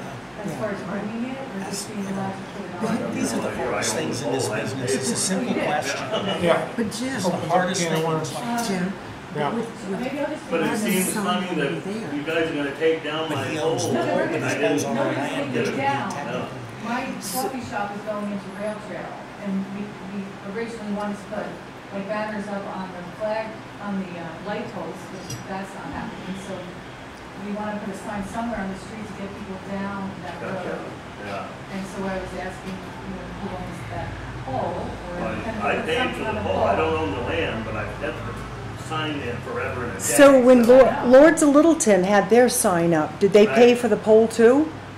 Well, I paid for the pole, but Bob, and I've let Bob put his who did sign you up pay, there. who did you pay the poll, who did you Water pay the line. money to? Okay. You didn't- Yeah, but they. They said it wasn't theirs. It had to Well, be yeah, for that pole I was, Okay. because I paid for Because I that met with pole. Tom. It used to be on the old bridge, it's another a issue, steel but pole. while I was there, I Right, And so I I- bitched and complained for a long time So this is when they put the between new us. bridge in to get Yeah. that put back there. Yeah. I'll take his information. All right. And we'll move, you guys can move your meeting along. Yeah. But yeah, I think I'm gonna put up some kind of a new pole, because it's the campground, or when it's done, which is, we're on the way, but. If it's on town property, you'll have to submit it to the board. You gotta go check your deeds out, because Yeah. most of those deeds, coming across from the Hoops used to own it, and before that, it was Mrs. Corey. That land went all the way to the river, Rodney Marvin. across there. Okay, so you gotta just go check it, because that, those properties along there went all the way to the river. Thank you, Jim. It's the right of way. Hi. Okay. So Rod, the thing is, there's a lot more businesses going to be going into the rail trail, the village. So we were just trying to come up with a way that we could give them that exposure. Well, I'm guessing the state, if anybody owns it, it's the state, it's not the town. Well, we do. We researched that. Yeah. Right away is the town's right away. Right. Yeah, But you own the pole. I do. Oh, so that's the town property, so if we came up with, like you're saying, a corporate board, the town would give us approval to put something up. To maybe propose a sign similar to what was being done on Mill Street, that would Yeah. would be something that they've already shown an openness to. Right. Okay. But temporarily, I would want Yeah, You may not have to do anything, Rod. well, I plan on doing something there, because I need a new sign for the campground, so we can make something big. There's no sign ordinance yet, so. You guys aren't pushing for that, I got this.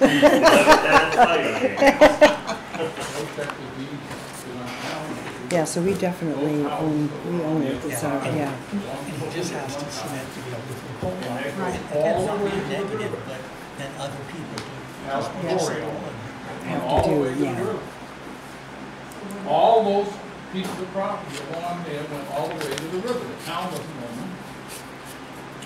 But they do on the Beacon Street, they have the right of way on the edges. Right. That could be on Beacon Far as Street. this- The other ones down through there are all owned. We're not asking, we were talking about the other ones down there, just that one. Just that one? Yeah. Yes, okay. Okay. Okay. I guess. Yeah, I mean, that pole is, I'm guessing that pole is 25 years. after They can how talk old that outside bridge is. though. So what day do you expect to? But things will change. What day do you expect I to mean, it's open? not rotten by any means. Huh? What day do you expect to open? Well, as fast as Jim can work, Okay. since we can get approvals, we're looking hopefully inside of 3 weeks. Okay. Yeah. Second to third week of August. So I think he said it 14 to 15. Who said that, Jim? Yeah. He's running up Yeah, against I talked- he's I running talked up to him against Saturday, deadlines and I for a said, so handful when's of it us ready to opening? move the I first. know. I've given notice, I've bought furniture to be That's fantastic. delivered. You're gonna love it. If we can get all the approvals, like, then we're good to go. I mean, almost everything's ordered and you can join our. Yeah, you have a beautiful space. Wait till you see it. Yeah, no, I've been in it. Yeah, but wait till it's Okay, done. It's okay. gonna be stunning. It's gonna be such a good addition to Littleton. Yep. Okay. All right, well, thank you. I can get my coffee on the way. Wait, You can literally stick a sign on that pole right now, I have no problem with that, but just know that it's gonna get changed at That's some fine. point. Yeah, it'll just be. Yeah, I just don't put a lot of money into a sign yet, Right, we need to next get it something like that. photo back. Okay, we gotta move on. Yep. Getting bogged down there. Okay. They can talk I am outside. changing it at some point. Moving on. Well, but I'll speak to you about it when it comes time. We have a 2022 budget amendment for the HR finance payroll. Yep. Yes. Yeah, they probably want something. We'll figure something, we'll make them pay the electric bill. I'd say just go on, Jim. Okay. We're just, This is a request, Katie Williams, our Director of Human Resources and Benefits, Oh, hang on. Okay. resigned her position with the town effective Monday the 18th, taking a job in the private sector. After analyzing the position, I was able to meet with Lori Losevich, our finance director, and she has Cheryl Hackala. there we go. Working with her, and Cheryl had a very, very strong background in HR, benefits, and what have you. So what they agreed to do was take on the duties of Katie and split the job description so that they crafted it for each one of them. Good. So the $20,000 is to come out of the HR payroll line item and be transferred to the finance payroll line item, which is to offset the cost of them taking on the duties.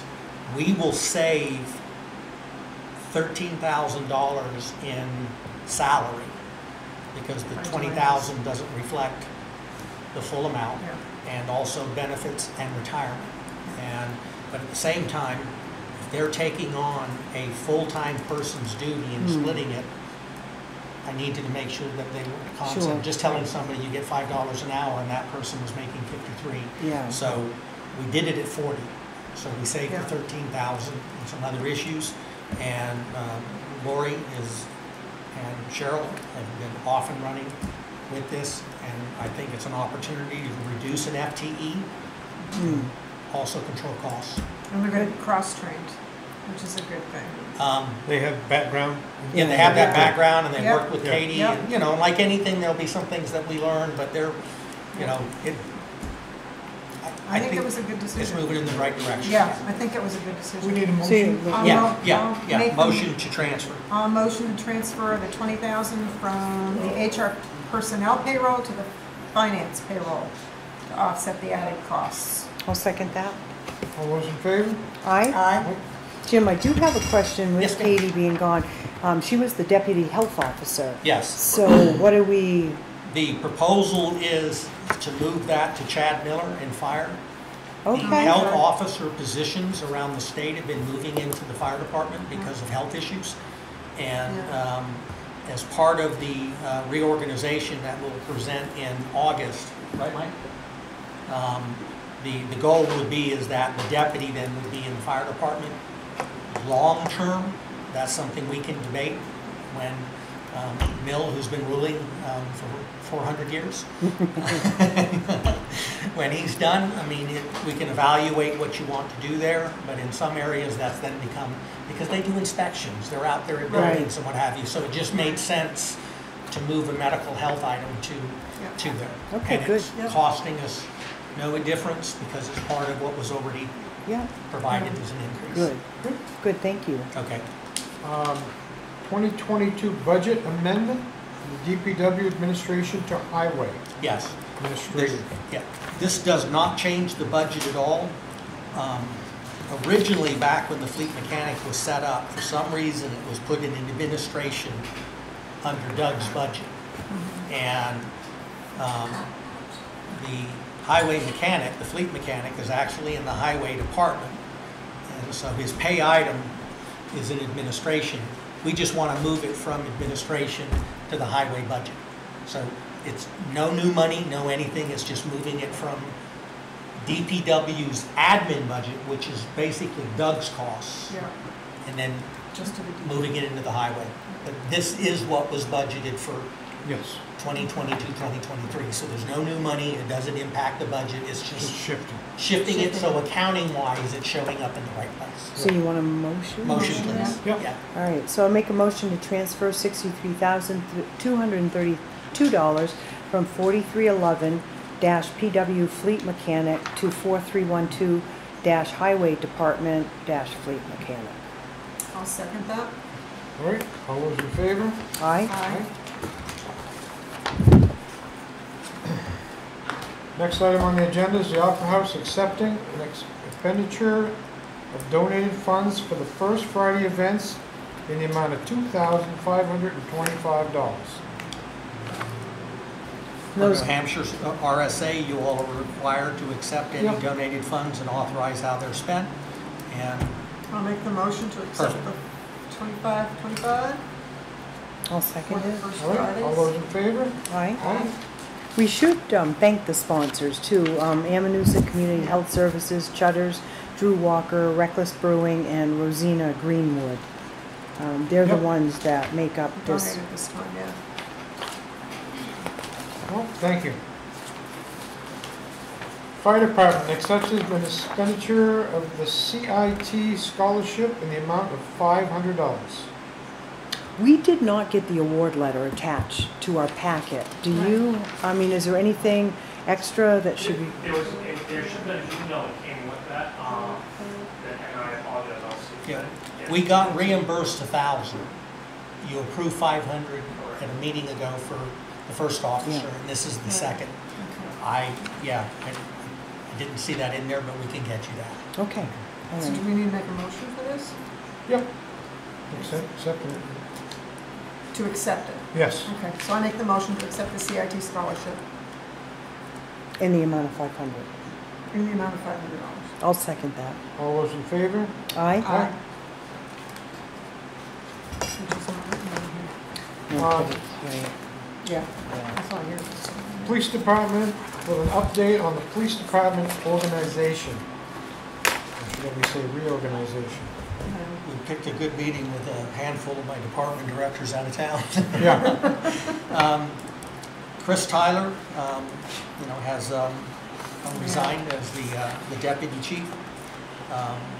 And the chief is going to promote Captain James Garner to the deputy chief's position as part of the department's succession plan. And as he states, he'll basically be overseeing the operations division as similar to Chris Tyler. This does not need a vote because it's an internal administrative change and it does not have an impact on the budget. Right. And attached to that, the chief just gave you a little bit of a synopsis, a little about Chris Tyler's retirement, the appointment of James Gardner, an awarded designation of Staff Sergeant for Sergeant David Wentworth, and then indicated that sergeants will not be appointed to captain until proper professional development and training is provided. In an effort to completely fill the vacancy on the supervisory team, the deputy chief's retirement, a sergeant exam was conducted on Friday, June 24th. 2 master patrol officers applied for the open sergeant's position. Both candidates did extremely well in the assessment. The candidate will be selected and will be offered the position Tuesday. The town authorized additional patrol positions for the Little Police Department. Additional retirement and recent termination has left 3 vacancies in the department. The candidate pool is extremely limited on both the state and national. The department has issued 1 conditional offer to the qualified candidate. The candidate will provide a contract prior to July 1. Successful completion of background check. After 4 basic entrance exams on the police department, we have 3 applicants who will be proceeding through the executive interview process. Providing there are no issues, Chief hopes to be fully staffed by December of 2022. And again, this should have no impact on the budget because we budget as each position is filled year-round. So when you have these openings, it gives you some adjustment and some flexibility. And so on that is an information item. I know we don't have to vote, but I think this would be a good time to thank Chris Tyler for his 23 years of service. Yes, absolutely. I know he signed off for the last time, June 30th, and I was excited to hear that he's coming back part-time. But that 23 years, very appreciative of that. Hard to retain that institutional knowledge. I know, I know. All right. Police Department, next, authorization for the town managers to sign a lease purchase agreement for the new tasers. Yes, this was something that was voted on? Yeah, this was a voted on. It's a budgeted item. It's not over budget. It's just got to be signed. It's got to be signed. There was a little bit of discussion on what the manager can sign and not, and Walter Mitchell advised that as long as a lease has an escape clause, then the town manager can sign. But I'm also of a believer that, signed or not, even if it's information, I'm going to bring things before you. And because I can't tell you there's a lease clause in here, so then this one would need a motion on the board to approve the 5-year tasers. But it is a budgeted item. It was approved in the 2022 budgets, and it's like a lease program, almost like the Motorola radios. And then they're cycled out, from that point in time. Just a comment on that. According to Taser, there is a 5-year useful life recommendation for their product. Here we jump down here. We're going to have 60-month, 5-year lease. We'll own them at the end, but that's the end of the 5-year life. Yeah. Right. It's like the radios. Yeah. Yeah. It's like they give them to you because they're worthless. Yeah. But it's like other things, we'll get 12 years out. I hope so. No, I mean, just in that sense. But yeah, because I'm not the lawyer and didn't ask them to go through that when it came in. If there's an escape clause, great. Doesn't matter. I'm more comfortable having you all motion in minutes on there so that somewhere down the road somebody doesn't say, why did he sign that? Yeah, no, that's good. I'd be curious to know too, how often are the tasers used? It's probably more curiosity. Paul is in Nashville right now at the the National Chiefs Association, so we can have him Yeah. do that. Yeah. I was either stupid enough or brave enough to try it one night You were tasered. at a board meeting to, not because I was bad, but I wanted to demonstrate the non-lethal taser, so I volunteered, and unfortunately the press was in and the newspaper, and the taser doesn't tell you that things come out of your mouth that your mother wouldn't want you to say. It was the longest 5 seconds of my life. Wow. Wow. And I got home the next morning and I'm showering and getting dressed, and Cheryl said, "What in the heck happened to your back?" Because what they do is wow. snap on. They don't shoot you with the spikes, but they snap on, and I guess where they snapped on, they gave me a ride. So I know now if I ever see a red dot on me, I'm on the ground. Okay? I'm on the ground. You don't have to taser me. Wow. So we can get an Yeah, idea. I would like to. Yeah, we I'd get like an to. idea on that. Yeah. So, I'm So gonna somebody make a asked motion. me next, Jim, are you going to try out the new shotguns when they come? Yeah. I said, no. So you need a Just mo- once. Yeah. You need to make a motion for Jim to be able to sign the Yes, release. yes. I'll please, make I'm that sorry. motion. Okay, I'll second. And All I'm those in favor. Favor? Aye. Yeah. Okay, hang on 1 second. That was Linda, Roger, and Karen, right?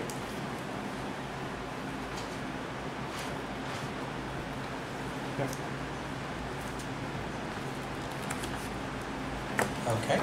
Public Works, paving contracts for 2022, 2023, roads and sidewalk improvement. And there's a list. Yes. Yep. And Once you get through all the taser stuff.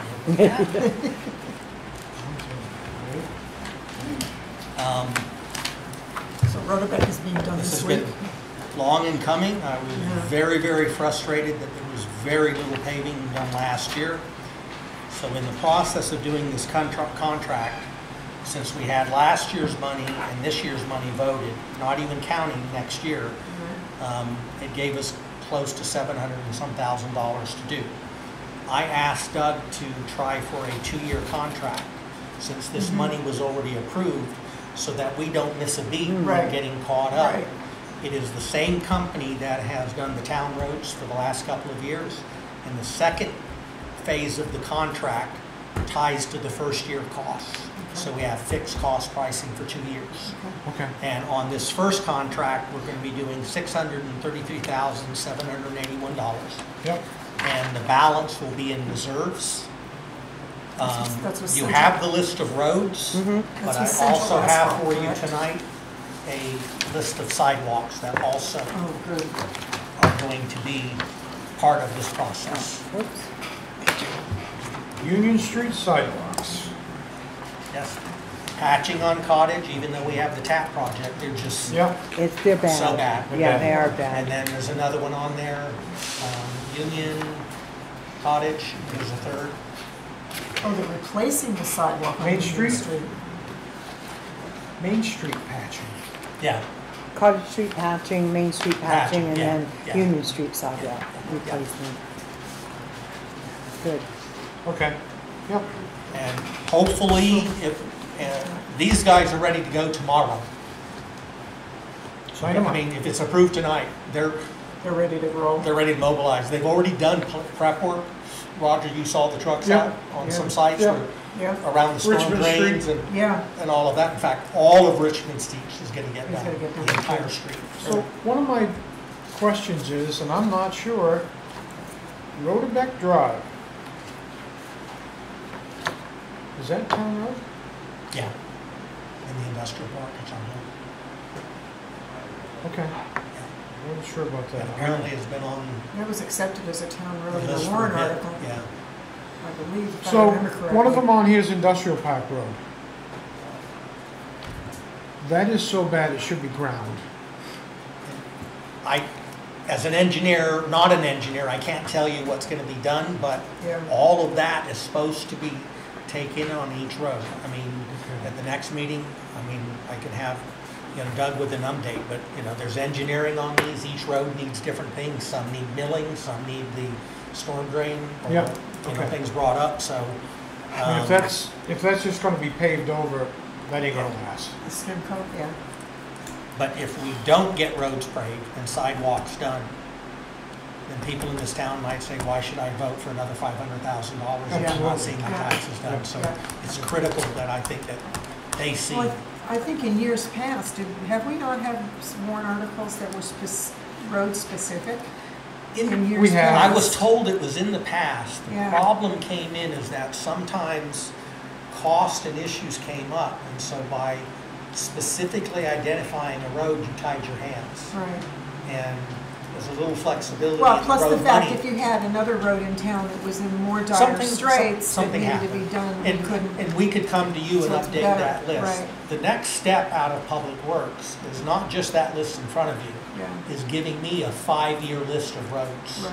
And what the plan is on those roads and sidewalks. So when we look at the budget and you look at the capital plan, you should be able to turn to a page and say, okay, in 24, these are the roads. In 25, these are the roads. They're projections based on cost, but at least we should know what it is. Yeah. It shouldn't have to be Yeah. made up every year, and Yeah. that should expedite the contract process and get roads done soon. So what's getting paved at the fire station? The parking lot. Is it getting Parking lot resurfaced? and the entrance ways and all that, right? Yeah, just The very front where, when you kind of come out, it dips down, it sinks in and stuff, so all that route in front and around on the side. Coming in off of Kitteridge Lane, when you come in on the side there and stuff, it's all chewed up coming in the parking lot. Okay. Is it gonna get leveled out, ground up and Yeah. okay, so it's gonna be completely He's redone? reclaiming it with they're doing a box cut type of thing where they're reclaiming all that, putting in crushed gravel to be able to support the trucks and everything Yep. else. And have to do that. Transfer station, they paving around the back and up behind? I don't have that in front of me. Yep. I mean, we could get the details. And what about Reddington Street? Is it on the list? No. Okay, then it's not in this, Not for this year. this fiscal year's group. Yeah. But we have, But it should be on the new list that Doug provides you. in reference to what is the next. I mean, what I've asked them is to give us the worst streets, Right. and then the ones that we think we can do within the $673,000 or whatever dollars that we got. Yeah. So, recommendation says for you to discuss. I'm stressing to directors that a recommendation needs to be a motion. Okay, so in this case, it would be a motion to authorize the town manager to sign paving contract with Central Asphalt Paving. I'll move that motion. I'll second it. All right, all those in favor? Aye. Aye. Did you get it? Okay.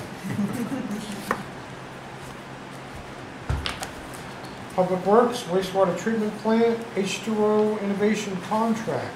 Yep. Did you get the contract from the company? Yeah, it's here. Did you not get one? Copy of it? No, but it says waiting on the contract to come from the company, not included in this packet. Yeah, Doug sent it to us Saturday night. Oh, that's right. Yeah. Okay, Yeah. yeah, I got No, that. hang on, let me just make sure I have. Engineering report phase, right? Yep. Contract. Yeah, we got it. This,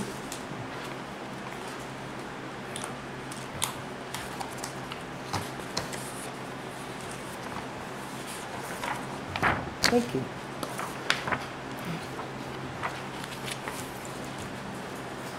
yeah, this,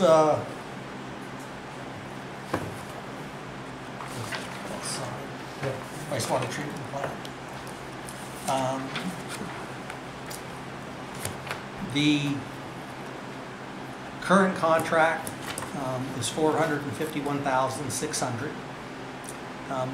The impacts from state and federal regulations on lab costs and chemical costs have impacted us significantly, $23,640 and $132. That was not part of this 451. Impacts for inflation or electricity, fuel, and for the company, pump station upgrade. So the new contract for 5 years will be $697, $559, but keeping in mind the $132,000 and the lab costs were being paid out of a separate line item in wastewater treatment plant, so it's been added to the contract. So it looks higher than what it is, but we've added that 23,000 and the 132 to the contract. But the rest of that is what we're all facing. Right, there's no doubt that the chemicals are going up. Yeah. All the Yeah. time to treat Yeah. this. Yeah. And an update on that, the bar rack should be in within the next week or two. But between the bar rack and the screw pumps, there are some minor electronic components that are stuck in the supply chain. The screw pump is working, whatever, but we need to completely upgrade all the electrical in the boxes and what have you, so we're a little bit delayed, so it's probably going to push us out till maybe mid-August to get those done. But we're in good shape in the sense that I don't worry about anything going in the river, okay? And the bar rack will go in. Once the bar rack goes in and the pumps are completely running and we've got all the parts in, we will be able to do an analysis then and determine whether or not we can start receiving septic. And maybe what the recommendation might be, because the plant still has to meet other standards. So even though you have capacity, it takes a lot of effort to treat the water. Is that we may make a recommendation that it only be Littleton Citizen Septic that come, just for the fact of the amount that might go in there, because so we don't go over the numbers. But once the repair is done, I'll be able to address that and get back with you on that, because I get calls on that, not every day, but I mean customers. I get. Yeah, you know, customers call, and I've kept them up to date in what we're doing, but hopefully we can reach a point where we can at least start taking our citizen septic. Yeah. Okay. Good. So a motion to approve the contract. I just had a couple quick Yes, ma'am. questions. Oh, I'm sorry. All right. So one question I had, and I'm sure it's very clear, but under scope of services, the owner agrees to compensate, which would be us, owner, Town of Littleton, agrees to compensate operator of any fines assessed by the Occupational Safety and Health Administration, OSHA. It's on page, I don't know. Is it page number 13? What's the article number? It's 3.5, Article 3, 3.5. Got it. I guess I just had a question. So if it's through error on their part, are we responsible for fines assessed by OSHA? And I guess Since we own the wastewater treatment plant, yes. Even though we have a contractor, when a business has, from my understanding of how OSHA works, is if you have a manufacturing business and you have a contractor in there working, and there is an accident through the contractor's fault or whatever, the business owner is responsible for the fines. On the subcontractor? Yeah. Now, So- you can run that by a legal counsel if you want, but that's my understanding of how OSHA Well, works. I think what it is saying is if there is a problem with the electrical and the mechanical, which is our responsibility, they wouldn't be held fine. we would be held accountable. We would be. Okay, all right. Electrical and mechanical, yep, okay. The other question I had, and I thought this was interesting more than anything, it's you and the town clerk that would be signing this contract. I've never seen that before. And me neither, because Doug and H2O were doing this, and I got Okay. it this morning. Okay, so shouldn't it be We could. us board of I mean, you can selectmen? authorize me to sign, or I can Well, tell you- them we need a page for the three of you. Well, you already are authorized to sign, but town clerk, that one kind of threw me for a loop. Yeah, Okay, they do multiple towns. Okay. And it could be a boilerplate that somehow that got in there. Okay. But yeah, you're right. Normally the town clerk wouldn't be involved in this, and I apologize. I didn't see that last Well, page. just change that. so be BOS. Yeah. Okay. I'm putting NA in there. Okay, Non-applicable. all right, because you'll be signing it anyways. All right, and then, let's see, I think I only have one more. Okay, no problem. Under the Appendix G, last page, public parking lots to plow, are we asking these folks that run the wastewater treatment plant, the contractors, are we asking them to plow Main Street, Community House parking lot, Green Street parking, Bank of New Hampshire? That just seems very odd to me. This has been in their contract for years. They assisted plowing. Okay, assist. Assist. Okay, Yeah. all right. And this is their area. Okay. And So if we get swamped there with is a snow- question on the Bank of New Hampshire lot lease we'll have to see, because in the new lease, the bank says they're doing the plowing, so we just need to verify Okay. what that is. But yes, this is items that they plow and come in when our guys are doing the other roads and what have you. Okay. But they're talking about the Swamp Bank with of a New foot of Hampshire snow, they'll lower come lot, out. that's the one down on Almost. the river. Yeah. Okay, Yeah. that's not the one right next to the building. No, Okay. no.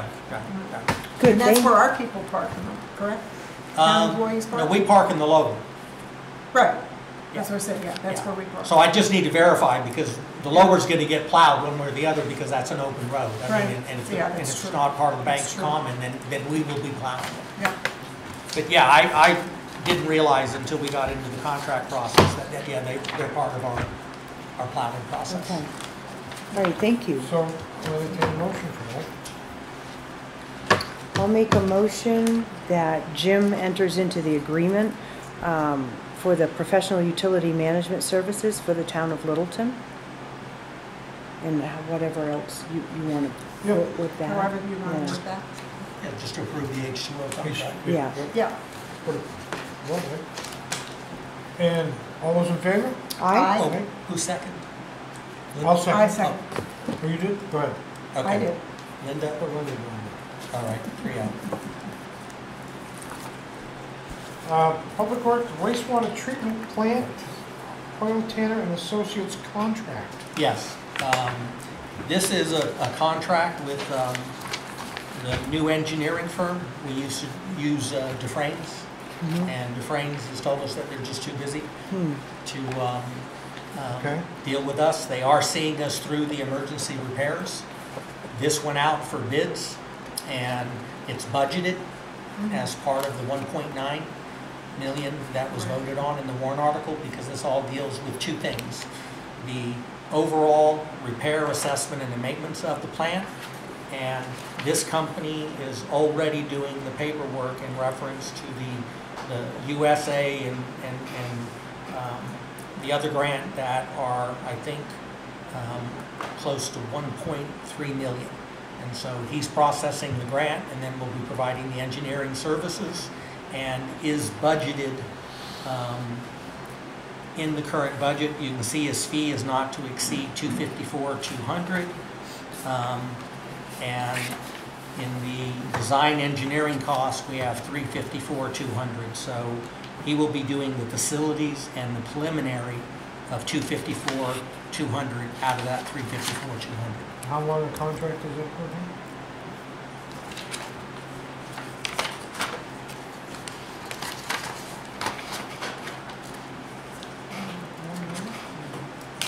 It's a good question, Roger. I apologize. No, I just.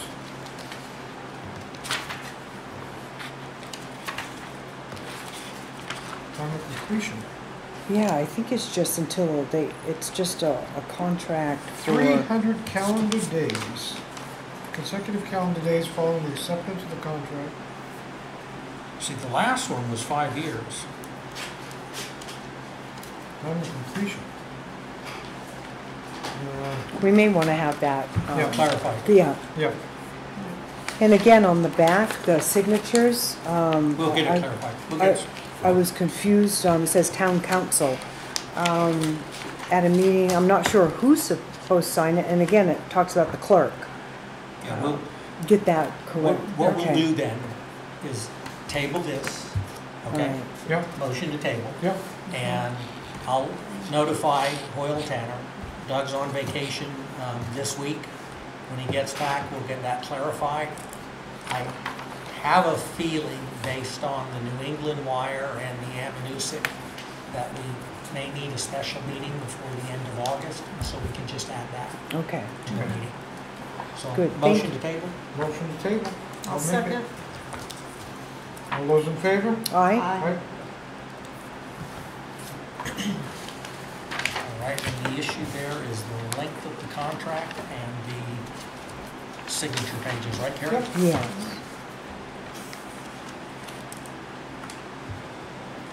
Administration Administrative budget report ending 6/30 of '22.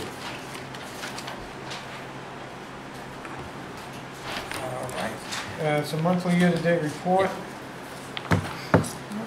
As you know, we put these at the end of the month. I know I read through the boxes. I don't want to, if you want me to, in the sense of for the public or what have you, I can go through that. The essence is the town is currently 8.61% under budget. And so we've kind of improved that as the year's gone on. Now, we still have 6 months to go, so. 8.61% under budget. Under Under budget. Yeah. So Yeah. all the accounts should be 50 or above. If it's below 50, then, you know, we have an issue. And you know, and I will tell you, I mean, and this has been the hardest thing for me, is to get a handle on the legal costs, because you know, we're dealing with 4 different legal firms. You know, we've got a labor firm, we've got Water Mitchell, and then there's another firm that does real estate that I'm not sure why it doesn't do through Walter Mitchell. And then Andrew hired a guy on the Amanuset when it should have gone to the town's Primex insurance company.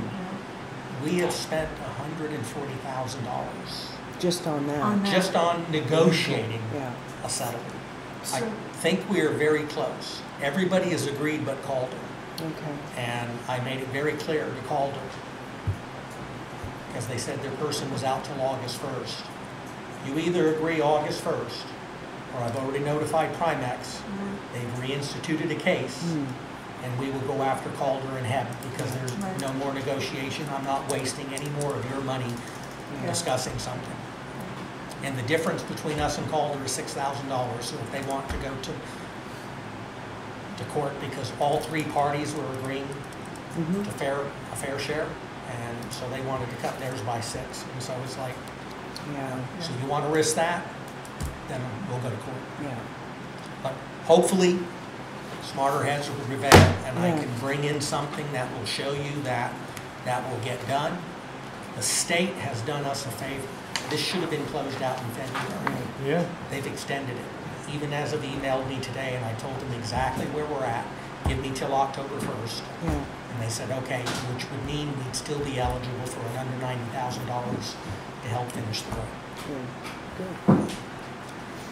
Good. Jim, money-wise, how much is it by 8% that you just talked about? I didn't hear. Money-wise, how much is by 8% that you just mentioned? Hang on.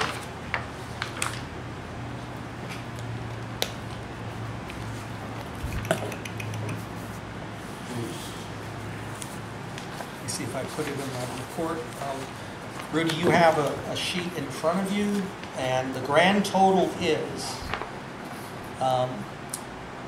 the town as of June 30th has spent $5,622,553.62, which is 58.61% of the budget. So anything above 50 means we're below budget. So we've spent just a little over $500,000 for 6 months. We have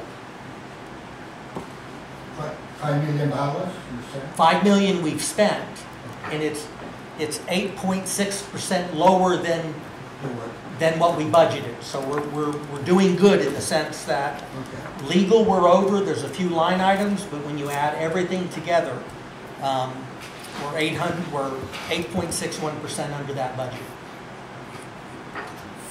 That answer your question, sir? Yeah. Okay. Any question? I guess we need a motion to accept the budget report? I don't think we do. We usually do. No? We can put it. It's kind of an That's just information. information. Okay. Board of Selectmen topics. Do you have anything that you want to discuss? I have 2. If I could clarify one thing before you get there. I had asked for legal to be put on, thinking I might have the New England wire and the Amanuensis, so I don't. So we don't need a legal issue on that. So I just wanted to notify you that that wasn't necessary tonight. One thing, I know the fire station had an open house. Yep. Wasn't well advertised, Mike. What happened? It depends on what your definition of well advertising is. I put it out on the social media and stuff. I contacted the paper. The paper wanted me to pay. I could advertise on the paper. So I sent it out as best as I could, but it does bring us. The open house for Fire Prevention Week will be Saturday, October 15th. I've started the social media for that, and we'll be working with the schools. So day one, that'll be out with the kids and one home with the parents, and I'll be building on that. So. Okay. Thank you. The other thing I wanted to mention was what Governor Sununu announced a few days ago about workforce housing and the $60 million that he is wanting to appropriate for that. There is a webinar on Wednesday, and I will be meeting with somebody tomorrow down in Concord concerning that, and I will bring back whatever information that I can garner from those two. Okay. As far as Littleton is concerned, my rudimentary understanding at the moment is that it is mostly for multifamily homes. But we could take like the homes in town here, the mansions that used to be single family at the turn of the century and now are multifamily, can apply for those funds to do certain renovations and stuff. So I'll bring back as much detail as I can possibly on those. And I'm signed up for the online course. The webinar? Yeah. Okay. And I think it's about 100 million. It is 100 million. Yeah. Was it 100 So we million? just have to Because figure out how they're allocating it, what kind of projects qualify and there for are some single family. I talked with one of the local realtors, and there are some single family home funds available, but it's very limited. They're looking more for multifamily. I might be able to get them to build me a house. There you go. We build you a tiny house and put it in the parking lot. So the only thing, Roger, I have is, most of us know that Dick Hamilton has passed away, and yet another huge icon from here in Littleton. And he was the father, really, of tourism. Back in 1983, he was also... He started Shutters, did he not? No. He was the legacy fund, too, for the old man of the mountain. Yeah. He was the one that helped put the turnbuckles up to keep the old man on the wall. Yeah. And then, so it's... Crazy question. I was Bennett Lake Echo? Echo Lake. Yeah, the last 2 Yeah. weekends because the weather, okay? So it was a chance there. So if I'm sitting and I'm looking up to the left, there's two big mountains. No, you actually have to be around the corner. Okay, so they're not, it wasn't one of those big rock ledges that something No. slid down. Okay, No. I was trying to look and say, oh my God, was he here or was he here? Did he fly? So if you go I-93 Okay. down through the notch, you'll see the replica. You really need to go visit Okay, that. all right. And Yeah. what you do is you step onto the, whatever your height is, you step onto that and you close one of your eyes and you actually can see the old man up there. Yeah. Okay. Yeah, you really need I'll to do do that this that. weekend then, because Saturday's supposed to be a nice day, and so Yeah, I'll go down and again. it's Profile Lake that's right under Oh, that okay, there. okay. So yeah, but Dick Hamilton is just, it's a great Big loss. inspiration.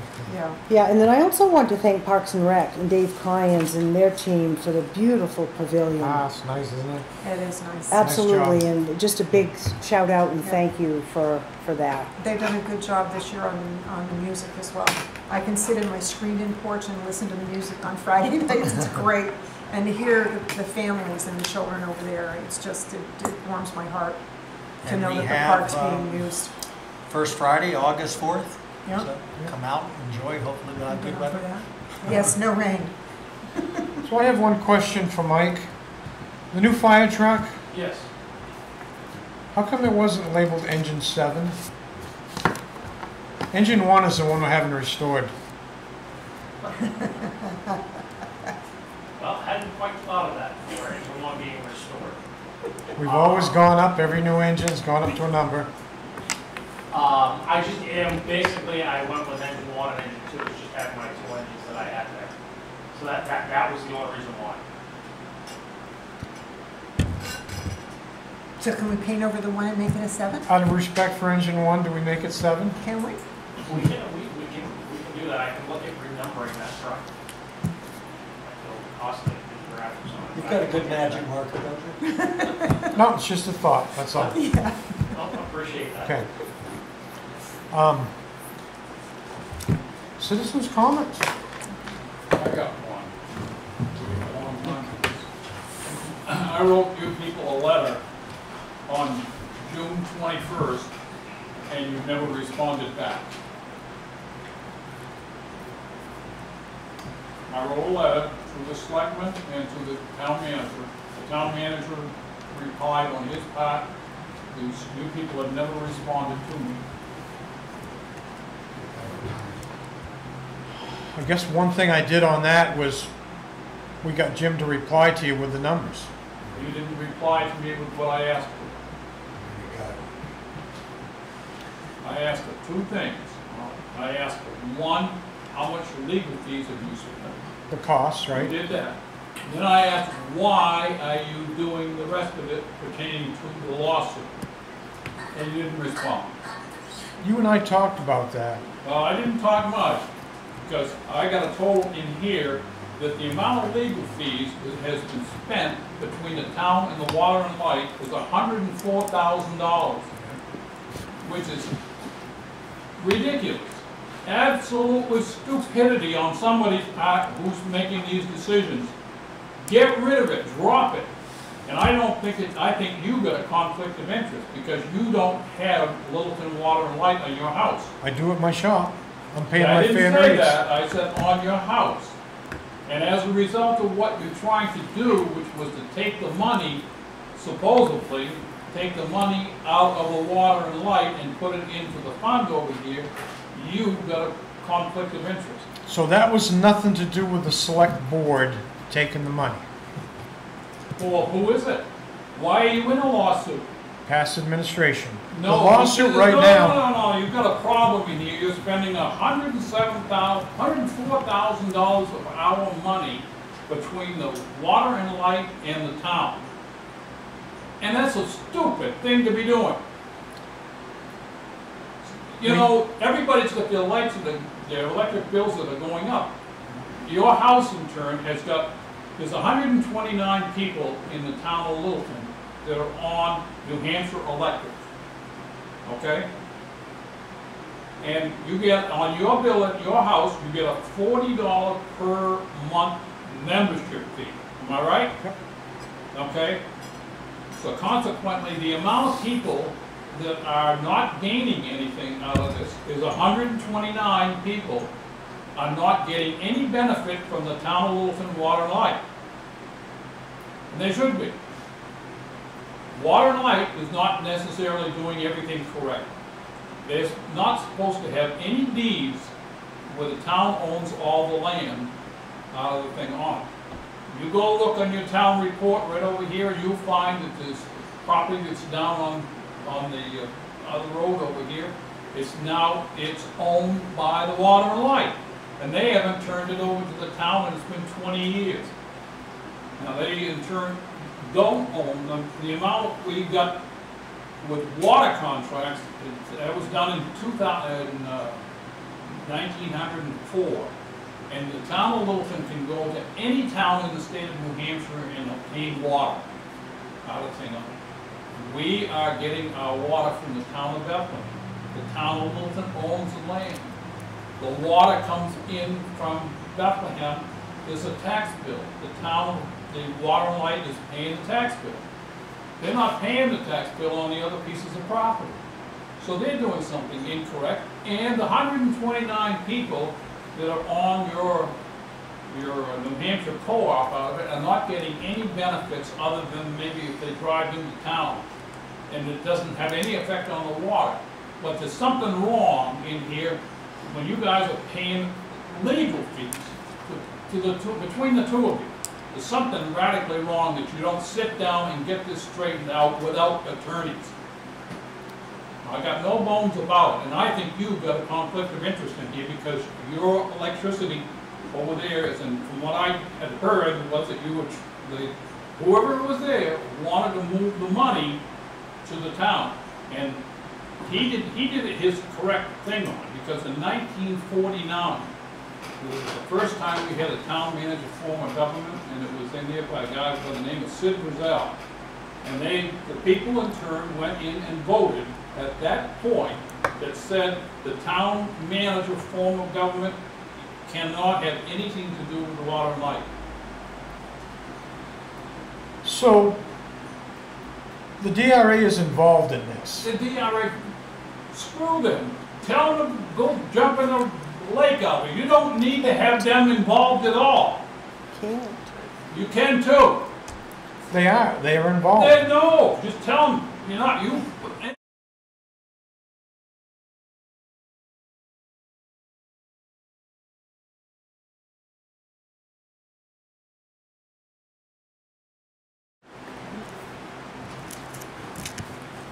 The water and light answers be in writing.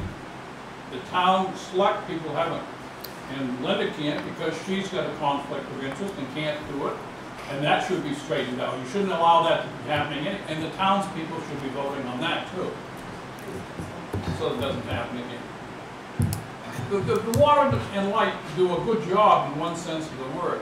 You're getting a dividend from the point of what it is by getting low rates relative to it, as far as that. You're getting, the people are getting a benefit of having the lower rates out of thing on.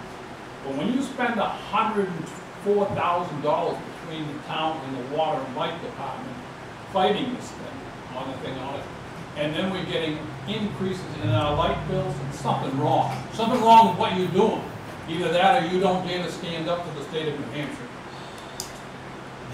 The breakdown of the cost is 17 for the town. And 87 for the Right. water and light, right. Water and light, and Yeah. and you are right, Madam Vice Chairman and Chairman, that the DRA has interceded directly with the court, and everybody's hands are You tied. don't need to have that. Well, the DRA has already filed with the good Lord, the judge. people Bruce, the judge has to make a The decision judge on their doesn't ruling. have to, it's only because you people It's- want the judge to. No, it's just, Okay, no, it's unreasonable. It's not. It's they've got involved and they won't back out. The bear got poked too many times from before. And it Who wasn't got the poked? select board that did it. It was two. It was you two. The two of you in turn did it. Not hardly. I don't know where you're getting your No, information. no. You did the legal part of it to hire them. Started with staff. Yeah, yeah. Starting with staff. And Started with who? staff.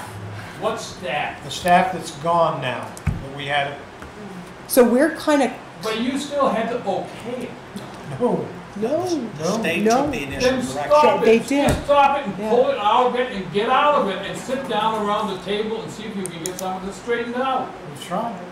You're not trying. No, we did try. See, he's Not to not, the tune he's of not. $104,000, and every time you do it, you're bringing in legal fees. Bruce, could you put all this in writing for us then? I have All- put it in writing. all your I asked concerns? I asked Okay. the court in writing to you people to put it All in right, here. so if you could do that for us, that would be great I because already did. it's, In June 21st, I did it. because it's not fair for us, if you're not willing to be open about this. There is history there. We'd love to be able to share it with you, but Then why didn't you write back to me? Because I asked you to. we have a certain protocol here too, Then that, you got it now, and I'm telling you, you didn't write, and I'm asking you to put it together on the basis of the question that I put in the letter, and you tell me why you've been turned into it.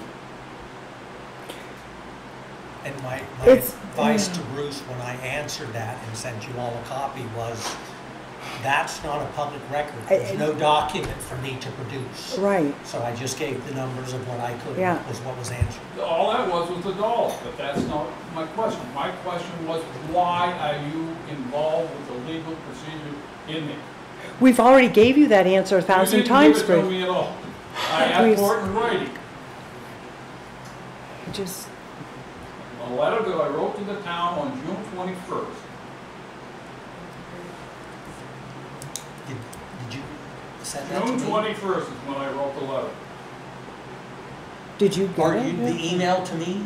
or I no, wrote it. the letter where you asked for the numbers. Yes. And that letter asked for the board to tell you why they were doing that. But that's not a public records request. That's a request of you asking them, because there's no document or file me to go to and pull a letter out and say, I didn't this ask was you the to go board. to it. No. I asked the selectmen to be Okay. able to do it. Yeah, no adversarial, no problem.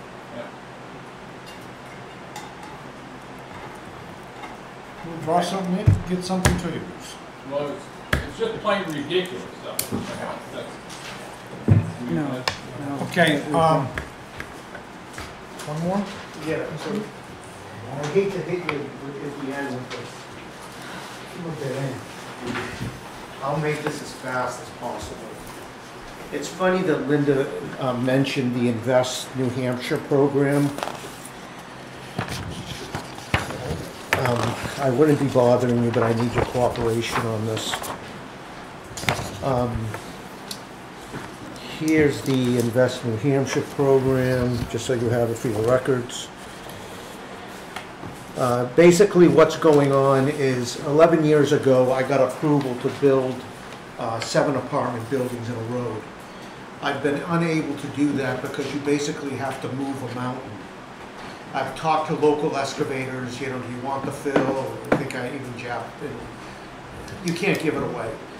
Anyway, Invest New Hampshire came out with a program for workforce housing that they'll match you dollar for dollar. Well, under that scenario, I can afford to move the mountain, build the road, and build the 7 apartment buildings. However, in order to qualify for Invest New Hampshire, one of the ways you qualify is to get an RS 79E. Right. I would not ask for a handout, that's not my style. But to qualify for this program, I need that. And this was just laid in my lap last week. Unfortunately, the deadline is September 2nd. I don't know how you guys have to, here's my applications, how you have to massage whether or not, you decide to give it to me or not. Thank you. Yeah. Mr. Luke, Yes. they can't do it here because, one, it requires an advertised public meeting. Right, I know, because A we have public one hearing, more, public we have hearing. one more Yeah. meeting coming up, and Yeah. I didn't know if I could get in under the curtain. And secondly, the application has to go through an internal review for them to get a report.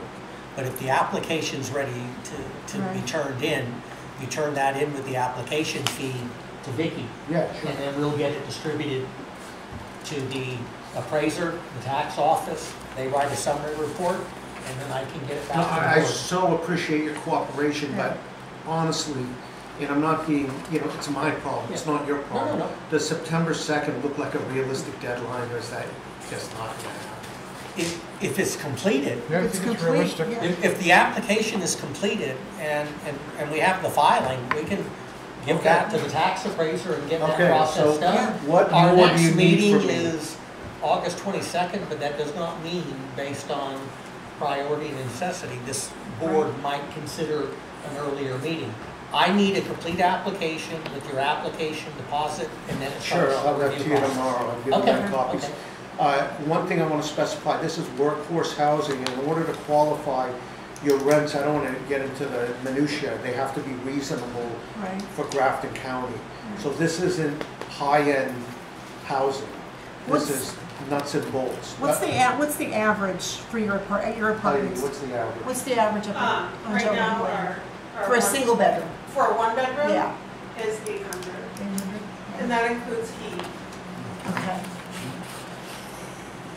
Okay, Do you have 2 and 3 bedroom And we've units up there? approved one of them, Just 2. so we at least have a little experience. Okay, thank you. We put the application together, Yeah. and the Rail Trail Village has I it. really And what it appreciate does, it. it triggers in a tax break at the end of your completion, I see. okay? And So I like, would, let's I would say- never ask, this is let's not my say you're- style to ask for a No. tax break, because I don't really believe in that It's stuff. designed to encourage I- people to do Yeah. things that benefit the state. So So you're like, let's say your finally target gonna get the completion building date out. was the 25th. If I can qualify, if Yeah. I can. Then it would start the 25th Yeah. I through understand. however many years they give you. Right, Okay. right. Thank you, guys. Okay. Unless you, I don't want to keep you any That's longer. okay. Thank you for your time. Thank you, Herbie, I'll get that too. application as well. Okay, you get that in, perfect. Thank you. Thank you, Mr. LaHoo. Yes, my pleasure. Yes, I will probably talk with you after my meeting tomorrow, because I'm yeah, going I'm to. interested in what you hear. Okay. Especially, here's the program right here, especially how it pertains to single family. Okay. Thank you. Thank you again. Thanks, sir. Thanks. Rudy? Yes, this is just few information that they can through me on my computer through email. Precise, it's for my friends over there, the town manager. If he can, me fine, otherwise, maybe you sell it to me. Okay, it came to the attention of the town that you, town manager, opened a new position to the fire department as a deputy fire chief with a salary close to $100,000 and also to buy a Tahoe Chevrolet SUV. This, it was an email for the town and they want me to ask you. Now, if you did that, first of all, with all respect, because I respect you, who give you the permission to open this position That was in the done. fire department? That was done here in this meeting when I briefed the board on the updates. The truck is purchased with ARPA funds, It's which not, was it's approved. not out of our budget. Which was approved by here, that is not town budget, that's the money we got from the federal government. The position for the chief does not, the deputy chief, does not affect the budget because the savings and overtime will more than pay for the increase for him taking on those duties. Right. That just mean, it's whatever you went through about opening up this position, because you opened it up as a town manager. Yeah, I made the recommendation on the admin side of the business. And then the tree settlement, this is gonna be in the paper anyways, just, but, God, I don't wanna sound, like Edgelak, you got no right to use your power as a town manager to do things. If I don't make a mistake, about a couple of months ago, I give you a piece of paper about every penny, every dollar that you guys spent over the taxpayer is gotta be approved by the taxpayer, right? Or not? You did that in March. Yeah. By approving the budget.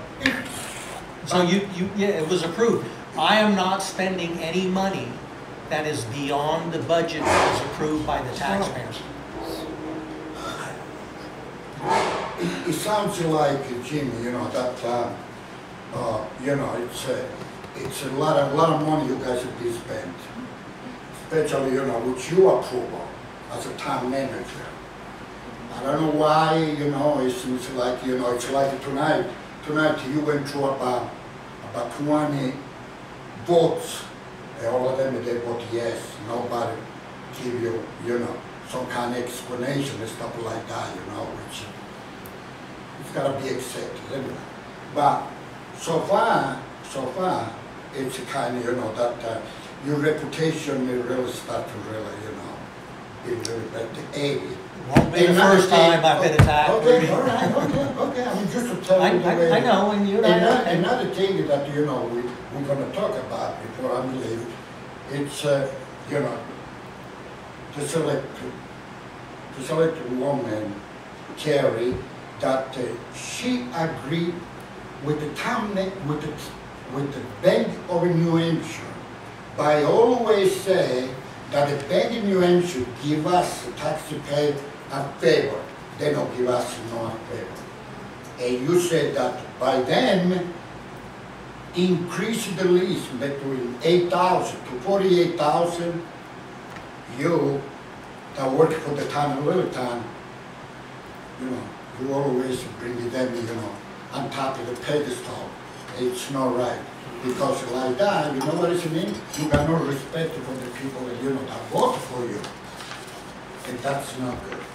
But, Jim, you know, you better, But Rudy, I just want to stress to you, there was no decision made that wasn't done in public, transparent, open, and the board was aware of what they were. Did you miss it? And the financial impact. Probably I miss, do the taxpayer little time, they can send me an email, I'm gonna send you a copy, to say, go to the fire department and take a picture of the SUV that Jimmy bought it, the town manager bought it for this new position. With for the federal guy, money that came from COVID.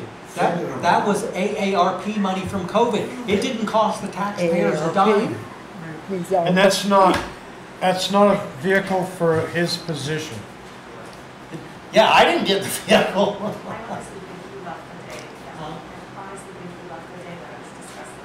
It's,